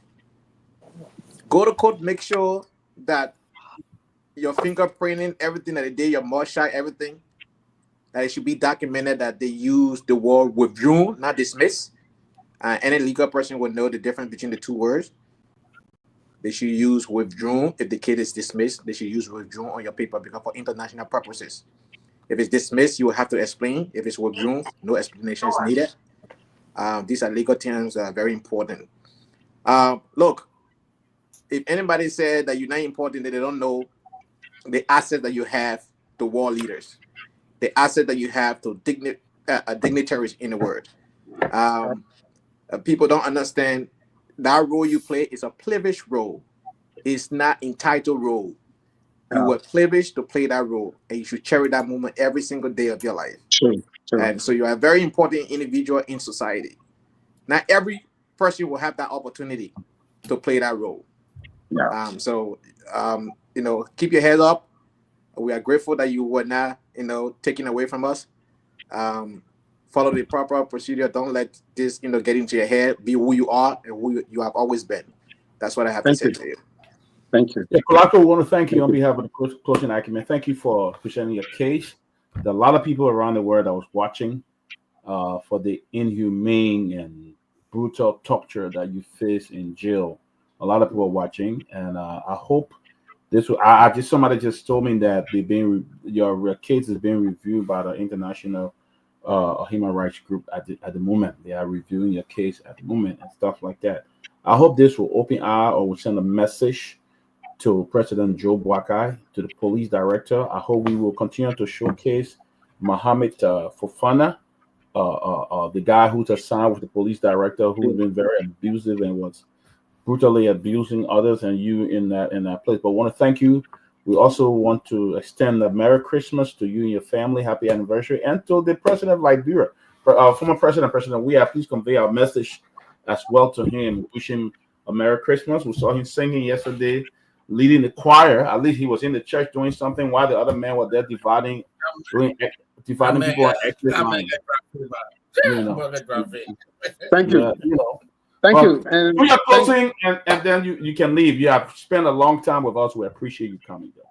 Thank you, and thanks to all of my brothers, and to Sarah on the show, Lofa, Sylvester, Ben, to my young brother Abu, who is under the cover of darkness. He's still there. I put him down. I was just. Yeah, and there are other person that shared the platform with me. Robert, nobody needs to say the relationship between Robert and myself. Dr. Peabody, you just name it, And it's great to have me on the platform, and it's great to hear my side of the story. And, based on everything that happened to me, based on the police actions, based on some of the unlawful situations that have unfolded in Liberia under the watch of this administration. But clearly, before I depart, I'd like to say this. You know, I hold President Boakai in his administration fully responsible for my safety. Should anything happen to me, the responsibility squarely lies with him and his people. I'm calling at this stage all of our partners, every Liberian who wants to see a better Liberia,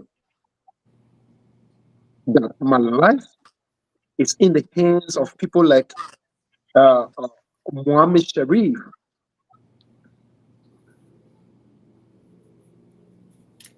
that brutalized me at the police station while I'm under the custody of the police. My life is in his hand, based on the threatening remarks that he made to me. And I want to say this clearly, that this would not be something that will silence me. We will continue to speak against ills in society. We will continue to point out, because if you came to change the situation, it should be a change for good. It should not be a change for worse. Because as I speak, it's like it's a change for worse. And what we are experiencing today in Liberia, even in wartime, we did not experience it. We are experiencing that here today under a democratic elected government. So hands up to everybody, hands up to my lawyer, thanks to my lawyer, and thanks to all of those who helped to sign the bond. Who Commissioner Eugene Nangwe, he was there. Thanks to President Weah, to Claire Marie Weah. They've been so concerned about my situation, and to every other Liberians that flagged this. When I came, I saw the proliferations of Facebook posts, the calls. They indicate that a lot of people have our back. A lot of people think about us. And from what I experienced in the prison cell, it has also given me a new dimension to look back at the prison cell and to render our own citizen assistance to what we're supposed to do to help some of these young people there. And we will do that. So thanks to the closing argument family. I've been receiving a lot of calls since I came out, but I decided to appear on the closing argument. Because, you know, I always said to the closing argument that this is something that I monitor. There are two programs that I really monitor on a daily basis, the closing argument and Ibrahim Godson William. So I decided to reserve everything and appear on your show to give my side of the story on the closing argument. So thank you so much for giving me the opportunity, and we'll continue to be in touch. Thank you. Carrasco, before you leave, what do you make of this right here? I'm just asking. I don't know about That's a good one, Lofa. Everything Johnny initiated. Somebody initiated. Hey, Abu, I asked you a question. Can Carrasco answer my question? What do you make of website? Oh, I didn't know. I didn't even know. So we can do it too. I didn't know my young brother was still on Abu. Abu, it's good to Abu. To be honest, Abu is my younger brother. Peabody being biased. Carrasco, can you please answer my question? What do you make of that? That's my question. I will answer it. But Abu is my younger brother, and I got to admit that. You know, he's somebody who has a lot of respect for me. And I know politics has never come between us. But it's unfortunate that today he's on a side. He's on a side that is making our country to retrogress badly. I know he's not a decision maker in the process. He's not a decision maker. He's not a decision maker. He's not a decision maker in the process. But again, I know at time when he go in, sit down, I know he feels shame about what is unfolding. But you can't do anything. That's the process. Thank you, Abu, for all of the respect. But Lofa, you know, imagine. Imagine. In the right direction, Kalash. Okay, let me finish one finish, then you will talk about the right direction. I see. Imagine everything that was said. Lofa, you are witness, and I'm glad that you brought this up. To have the president picture, not only his picture, to go to a clinic, to have Madam Katumu Bwakai picture on bed sheet. A bed sheet that's supposed to be very plain people, because there'll be different kinds of people that will go there. There are people who feel insecure when they see her picture on the bed sheet. Oh, yeah, but to absolutely. put her picture on the bed sheet in a clinic, it just speaks to the mindset that's been very mediocre, and there's nothing you can describe about it. But these are things they criticize. That Joshua putting his picture on everything. And today I see my young brother coming here to justify and say that somebody initiated. Somebody initiated? If that somebody initiated, what's stopping him, Mr. Bwakai, for saying, I'm not gonna initiate it, take my picture from it? But because it is him, that guess who? The old man was looking for his retirement package. He got it. Oh yeah. Bye, Glasgow. You're kidding him now. He got it. That's the best retirement ever. Yeah. So thank you so much for the opportunity, and thanks to all of the viewers that kept monitoring up to this time. I know if you are going to give people opportunity, people wanted to speak, but again, because of the interest that was in the program, we not allow people to come in. But again, thank you so much, Sylvester. Shout out and to every one of you. Thank you, buddy. Come back again, man. We'd love to have you back. We wish you the best. Thank you. Wish you the best. Thank you. Thank you. That's my enemy. So, guys, there we go. I've always known you to be a well-experienced strategist. Let's Getting chime ready in. to qualify is a great Let's chime in goal. at least 2 or 3 minutes each, and then we'll call it a day, guys. Yeah, Peabody, let me start. Who's playing that thing behind? Who's playing? I think that's from Antonio. Or you got Pewee. What thing? No, Pewee is muted. But Hey, I'm not you even guys- playing with that. I'm not even. No, I mean that's not you. No, it was Anthony. Go ahead. Okay, should I go ahead? Yeah. I will do your question. Okay. I owe nobody an apology. The essence of my being here is to state the facts, nothing but the facts. The CDC doesn't have the moral to lecture about governance.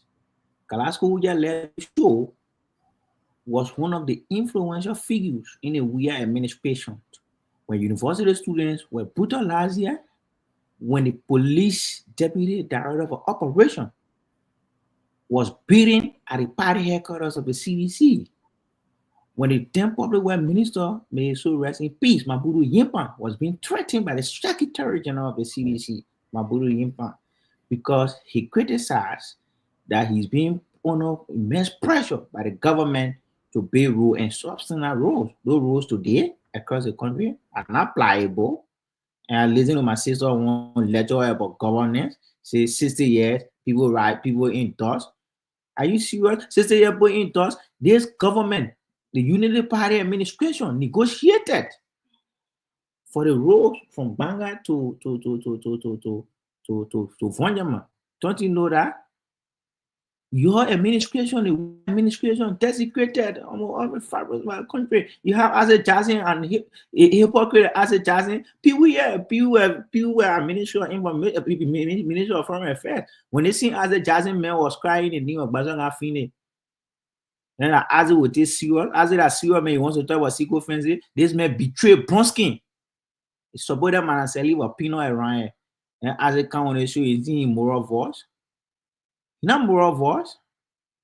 The Unity Party as an institution, we acknowledge that there are problems, and those problems, trust me, 2025 will ensure that some of the problems that we are experiencing will not be repeated in 2025, because we made promise to the people of Liberia, and our promise is to exemplify good governance.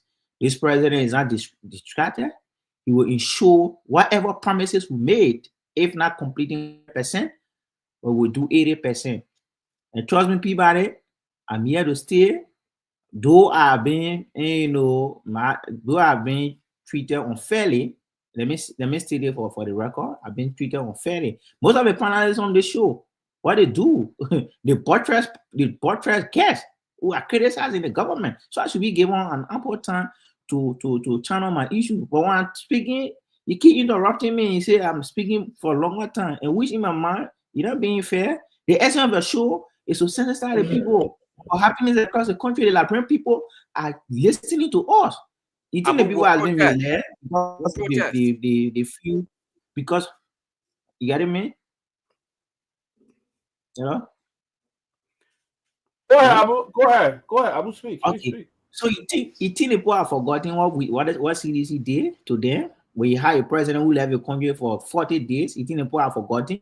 You think the people have forgotten when auditors were killed and the president said they were loving, they should buy CCTV camera? You think the people have forgotten when people were jumping over fence to buy rest? Today, in that narrative has changed. The people are no longer jumping over fence to buy rest. You think the people have forgotten when LEC, who barely come on 2-3 months, the people have forgotten? Abu, this time, when you indicted, you have to say that when you have Abu, this time, stop distracting me. Stop distracting me. Stop distracting me. You think the people have forgotten? That's something we inherited. You think the people have forgotten when our pastor was being sold to BM and Ryan? You think the people have forgotten? You think the people have forgotten? When the CDC you haven't given me chance, people. They got allotted 3 minutes to you. You've been speaking over 5 minutes though. No, but you guys keep interrupting me. You think the people have forgotten? When they see men who just left this platform are considered as a big brother, though, his political party secretary general had a press conference and said that he will meet people in flesh and blood, forgetting to know that security apparatus are the one that provide security for people. The CDC orchestrated the brutalization against peaceful university students against the opposite the U.S. embassy. And Sarah coming and think you want to lecture about governance. You think a CDC that option? In a worst case scenario, if Guar was not to perform as we want you to perform, CDC cannot be an option. CDC cannot be an option. Because CDC is the most ruthless practice in the history of our country. You both so are people just saying and wasting in the face of public figures, party secretary. Abu, UP is not an option. And tell people got moral. You think CDC can be an option? CDC is not coming by with power, yeah? You guys must be talking. Sarah, don't let him get away with that. But UP is not an option. Yeah. You must be talking to think that CDC can count of power. CDC is not an option. But you finished that? I will finish. Let me follow you, Abu, because thank you for making it easy for me. This is the first time ever I agree with the last one. Hold on 1 second. Abu, you finished? Then he'll get done. Okay, so you done that, Abu? You finished. Maybe no, but you interrupting me. You interrupting me. He want long paper. So Peabody, where we around when some of these things were happening, maybe you are following religiously, but to be honest with you, at times it can be sentimental. And in my mind, as a moderator, who administrator they kill Harry Greed? Who administration? UP. Whose administration they kill Harry Greed? UP. Yeah. You're born by that time. But what did we do at the time? What did you do? What did we do at the time? You're not even born. You're small. There was investigation conducted. You They kill support all his of they man. kill all the lawyers. You want the lawyer to Listen, kill? Peabody. The lawyer to You kill? interrupt me. You say I got time. Julius, Peabody, The keep man ain't got interrupting me. time, man. I would that be You know, somebody. Well, you, finish, Abu, literally, you went a little above 3 minutes over here, bro. Like, just Exactly. yeah, but you guys just. interrupting me. Well, Because Abu, no, the list you were is okay, long. Abu. You have Okay, a long can list to you read it use from. the next 30 seconds to just land? Because you got at least about 4 or 5 other persons on here who got to give their point. Okay, Lofa. To Yeah. conclude, CDC cannot be an option. CDC is Thank a you. party that I comprises agree of with these you, too. people. These people are ruthless. They desecrated the sacredness of our country. We get chosen with power. These people are not people to govern here. You have a Secretary General who got rebels. We're beating people here. Have you forgotten about Jessina Taylor's story and Sarah Dogo one ledger about governance? Do you have top nose academician and bureaucrats in your party as compared to the Unity Party? We have sophisticated folks in our Thank you, party. Abu. The 30 seconds is over. Abu, thank you. The 30 seconds is over. Thank you. I know. I'm talking, yo. No, but I mean that's it. The 30 seconds is over. That's my point. Thank you, Abu. Since you've been on the platform, that today I agree with the last portion of your statement. That Unity Party and CDC are not option for the Liberian people. Thank you for saying that. I'm glad you stated that. You must be misrepresenting my statement. I didn't tell you that. Man, please.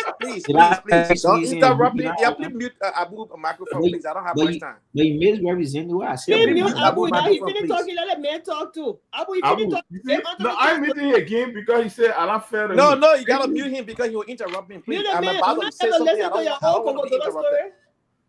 Please mute Abu microphone. Thank you. I will let him talk. So let me say this, right?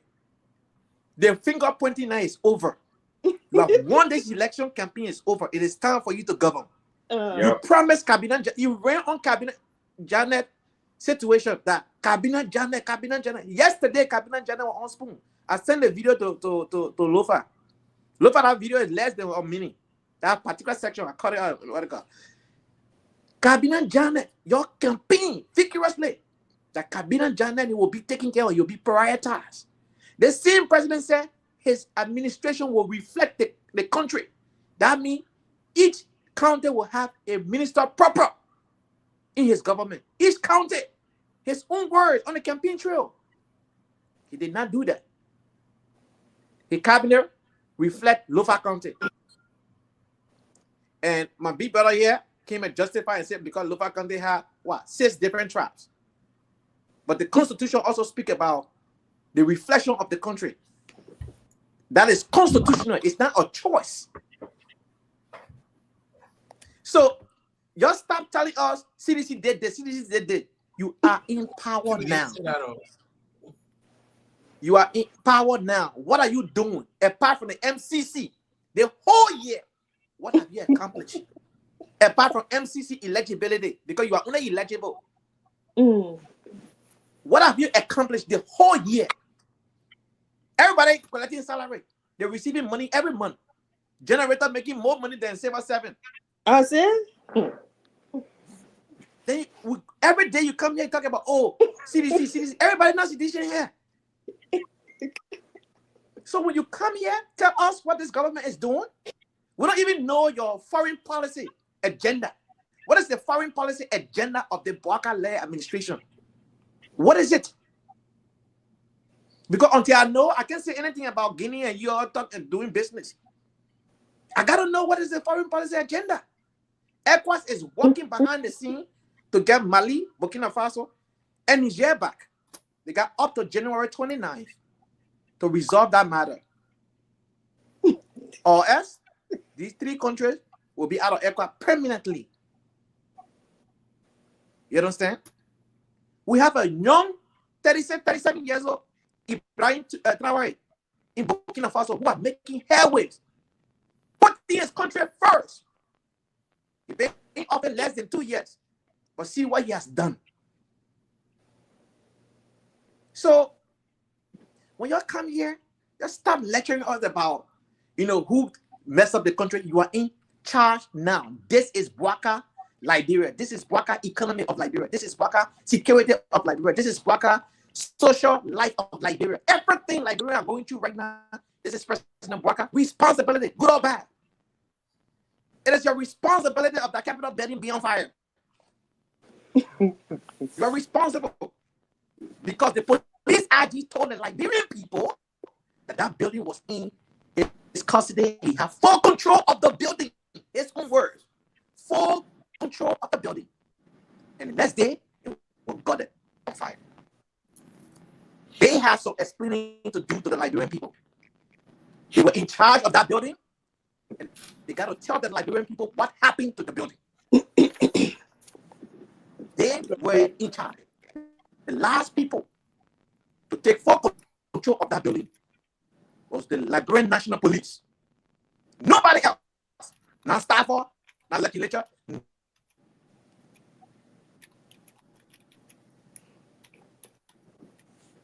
Anthony, you in America.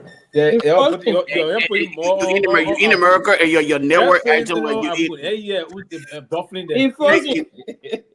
Listen, let me close. We don't have time. Let me see. Nobody love me. I mean, maybe around the Poco News area, then right in forest area. The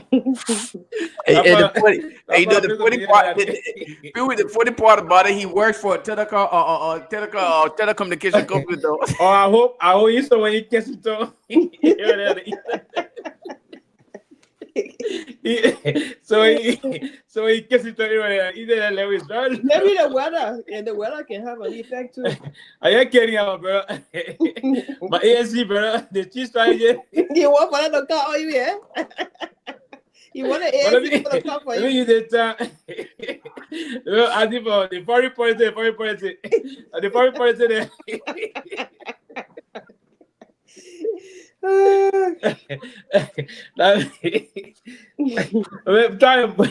Try to move around, you know, got who see nothing right. I guess you know you say you had the man driving. No, the message down. So I'm not back because you did it. I'm back. So and now that bro, you like a gap problem. You really your friend. All the people that get there's not nothing around it. They know that route. Lofa. They know that it's very serious because it made me come home. So the whole thing go off. Somebody said, brother, use your Virgin Mobile.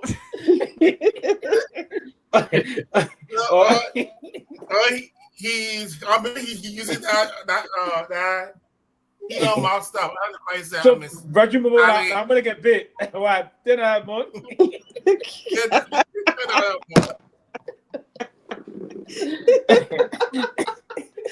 I know.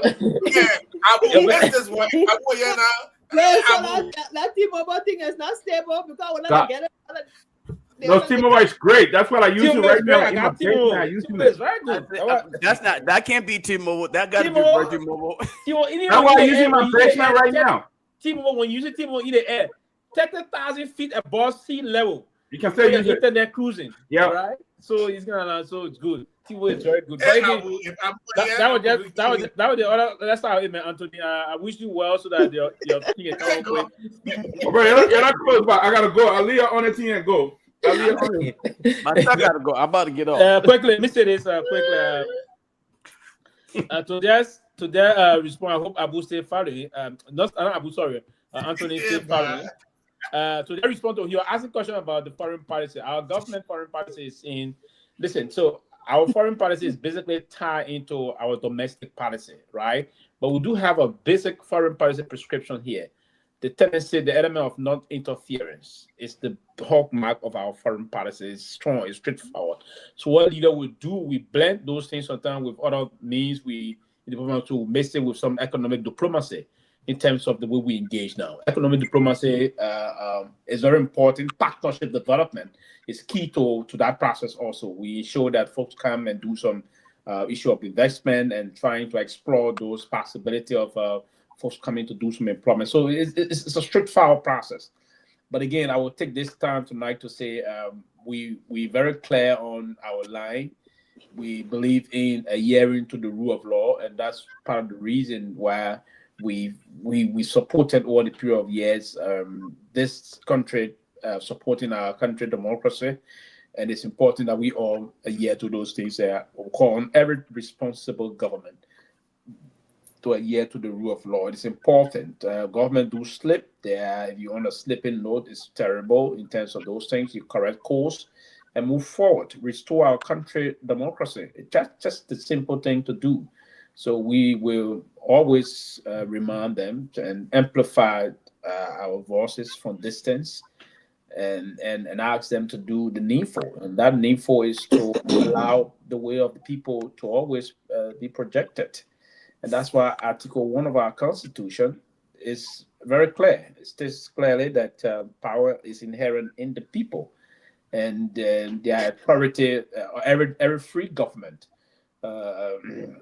so funded on their authority. So government and funded on their authority. So we have to allow the folks to be given the right to exercise their political franchise in terms of expressing their thought process whenever they need those things to unfold. In line of demonstration or protest, it is in accordance with our laws for folks to go on and exercise those rights. Those rights should not be trampled upon by no individual whatsoever, no government whatsoever. So that the people, I just want to say thank you for your stewardship tonight. It was a great show. I look forward to another show again for another day. We just want to wish all of our supporters and our followers, listeners, and constant Facebookers, and the rest of a very wonderful Christmas and a happy and prosperous New Year. Thank you, and have a very wonderful good night. Same here, brother. Tonight, one of you. Tomorrow, we're bringing a lady on. You want to listen to this lady? She's from all the way Baratois in Bond County, and she's going to talk about the abuse that encounter at the job site. The owner of the factory would talk about that as well. So, guys, you guys want to come on and listen to that lady. Awesome. Go ahead, Jonah. Do your closing. Oh, yeah. Kasali waiting for me to go eat for I go to bed. Yeah, I want to say thank you for the show again. But again, to Kolasco, we're sorry for what happened. It's just that sometimes in life, God uses, like for me, as a Christian, I truly believe that God uses sometimes good people and bad people for different reasons, and the results can be bigger at the end of the day. There's a guy who lives, he's a former congressman in Ohio, Rob Portman. This man, the guy, he was very adamant against the whole gay issue. Now knowing that his son was gay, when his son came out, his son came out, he was like, oh. So again, I'm not saying that it was good that Kolasco was thrown in jail, but sometimes different things give you different life perspective. I am sure if for any reason Kolasco will ever come back to power or be close to power, he would tell that administration, look, people who are in prison are not crazy. They are there for rehabilitation. The purposes of jails are not there to kill people. They're there so they can be rehabilitated and come back into the society. But when you have our jail cells that are looking like torment camp, then it does not help anyone. So thank you guys for the show again once more. Thank you. Thank you, Sarah, and then Lofa. Yeah, I just want to say thank you, guys. Thank you. It was a great show. I sympathize with the brother Kolasco, and I'm happy that he's out. I just want to say one thing to Abu with all of the things he was saying here. Abu, you guys we're not in election anymore. We're not in election. We're not talking all that. All the things you explain, we heard all of those things before. The other person did, the other person. You came on the matter of change now. Govern, change. Me personally, I'm not a sedition. I only supported President Weah because I saw the kind of mind he has for Liberia and the direction he wanted to take the country. So for me, it's about Liberia. It's not about an individual. So don't consider here and can't lecture people about, oh, you ain't gay, you ain't coming power. You are in power now. Do what you're supposed to do for the Liberian people. That's what they expect of you. They expect you to come go get one long piece of paper and come read to us what the other government did. We're not interested in that. We are interested in what you can do for our people. You lied to the Liberian people and told them all kinds of different stories. And now for you to come back in power and repeat the same thing they're doing and words, that's ridiculous. And that is my point here. My point here is Liberia. My focus here is Liberia. You can't tell the person, oh, we are used the Liberian for money to get project and do that. You put his knee on it, and then you come to power and put Joseph Barker picture on the same boat bag and say different things. That's not change. You told the people that, oh, they were bribing people with 2 back around or 2 5 cup around and gave them this and that. You come to power and do the same thing. That's the disappointment.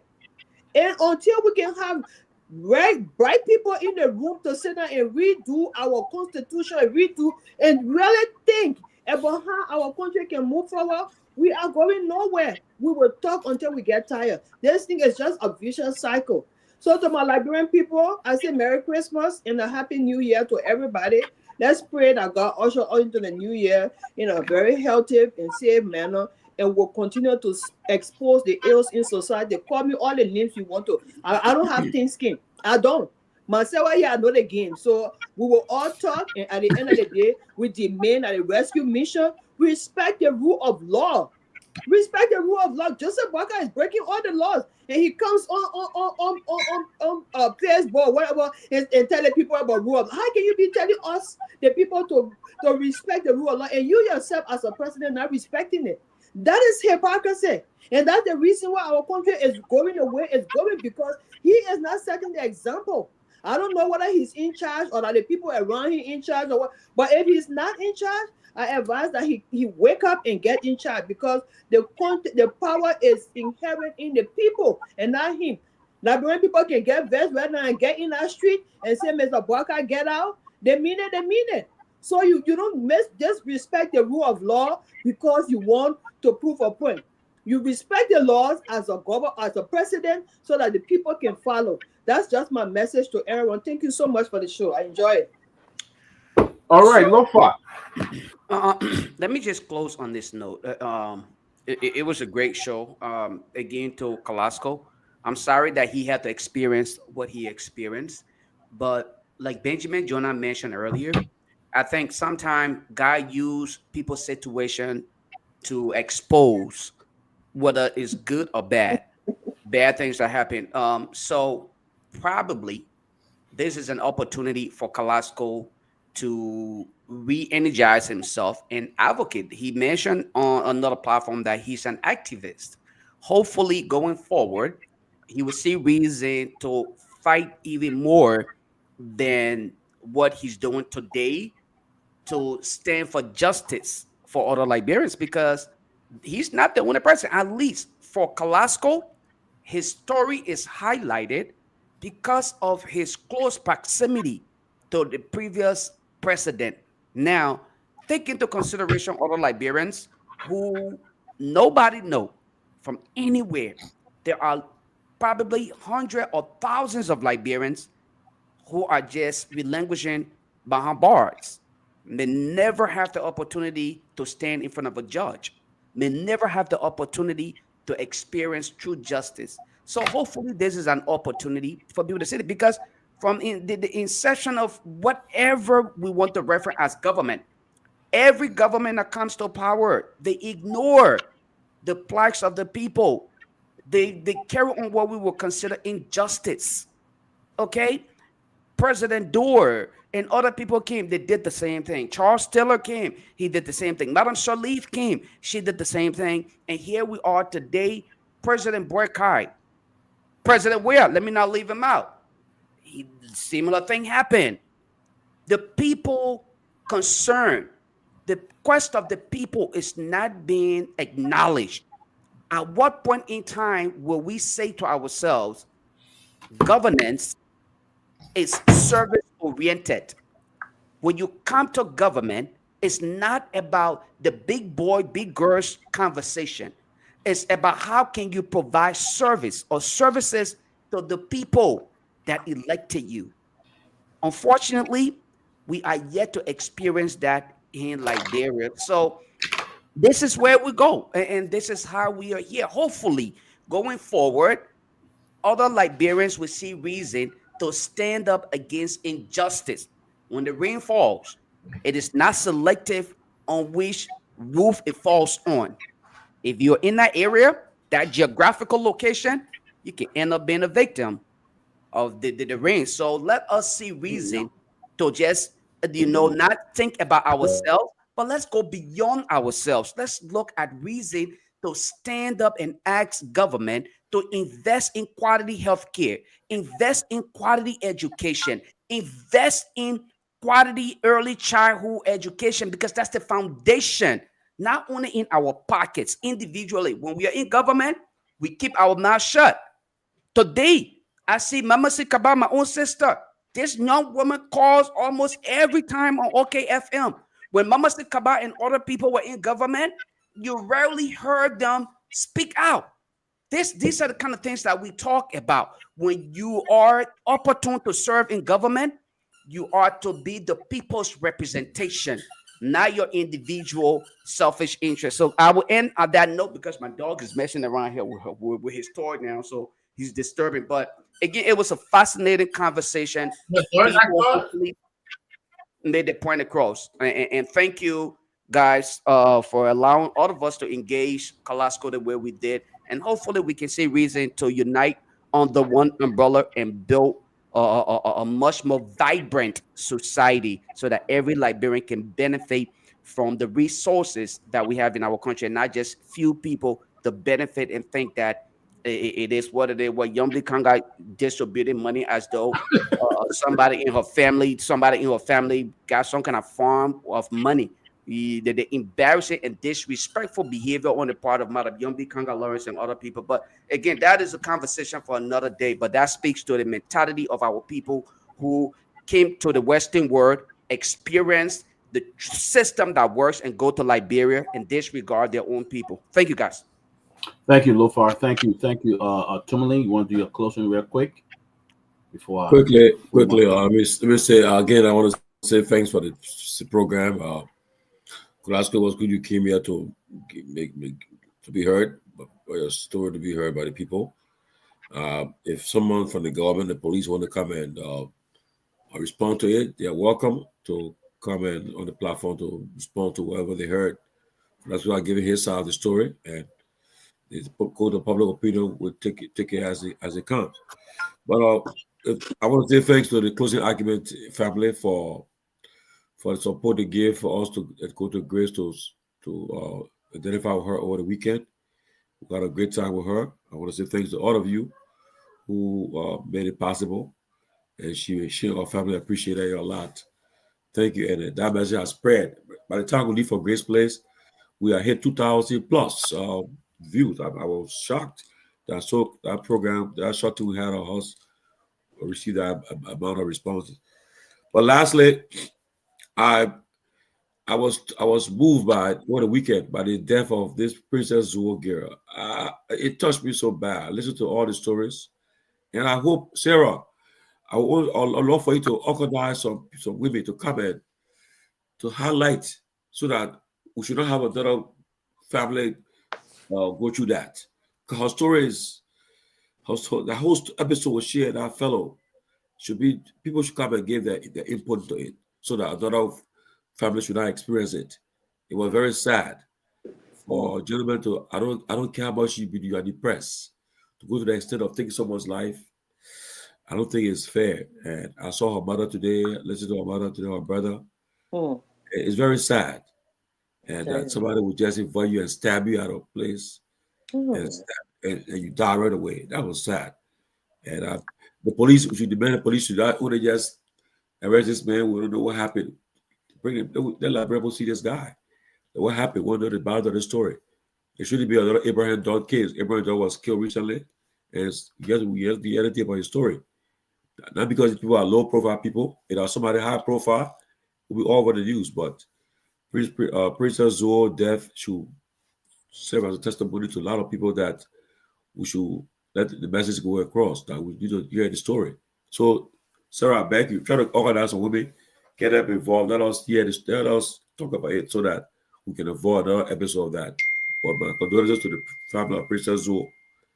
Pray that we'll find out. Very beautiful young woman. Yeah, I mean, thank you. Yeah, guys, a great show. Thank you. Let me say this again because we just don't want to focus on everything that happened in the government, but there are some things that are happening with some females workers that work at certain companies that have been really, I mean, they have been treated like slaves on the job when they try to talk and they arrest them. Tomorrow we're going to be bringing the story of Mary Boyman Nikki. She's from all the way in Balatoa. This is Mary Boyman Nikki. She's an advocate, and she's going to be sharing about the unjust treatment that they encounter and how many times she was put in jail because she tried to defend a bad working environment and how they were being used and stuff. So Mary will come on tomorrow and talk about some of the situation they're going through. But again, I mean, I want to vehemently denounce that abuse that Carrasco had to face in jail. I hope Carrasco have his own protection because they were after him. I never saw, maybe in Africa, where peaceful demonstration get arrested and put them in jail, even doing fingerprint. I haven't seen that, and they had to sleep in jail for 2 nights. And then, it was just that you put him in at one of the hardcore criminal spots. I think he was being targeted. I think it was wrong. I think it was unjust, inhumane. And I think something needs to be done. But guys, we had a great show tonight. And tomorrow we'll be back here again. We'll talk about Mary case. And then we'll take a break on Christmas Day. And then try to come back on Thursday or Friday. And who's available around that time. But guys, it's been wonderful. And let me say congratulations to just Jatu Gray at work. I do a very good job. Let me just job by you. Jatu Gray, I make good money at work. I don't depend on people's money to live. I'm a very independent person, so I don't get money from nobody. We just say the truth. Jatu Gray, welcome. It's good to have you here. Come back and watch us tomorrow. So we don't take money from people. But guys, it's been a wonderful show. God bless. See you tomorrow. I don't have to work tomorrow, so that's a good thing. So I got my cassava leaf right here. I'm going to eat it. Even though it's late to eat, but I'm going to eat it. Guys, have a good night. Night. All right. Ria TV, True FM. See Ria TV, True FM. On Ria TV, into True FM 96.1.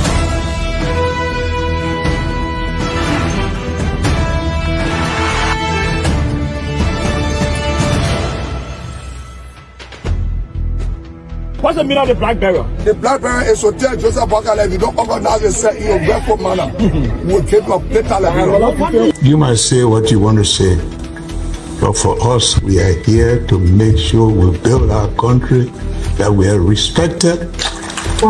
We have donors that are coming because of the confidence.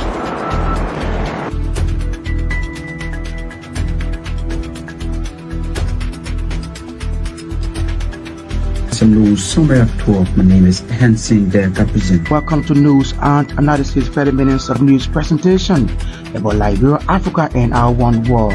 Presenting this newscast is proudly sponsored by Orange Liberia and EcoBank Liberia Limited.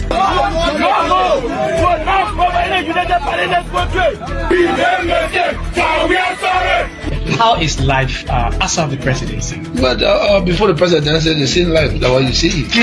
I live a different life. When I was not president, this life, that's what I live, with my family and I have a lot of interest in the health sector, the educational sector, and the agriculture sector. Roads, connecting roads. Yeah, we are calling international community to come to intervene for us because, like I just stated previously, we don't know who to trust.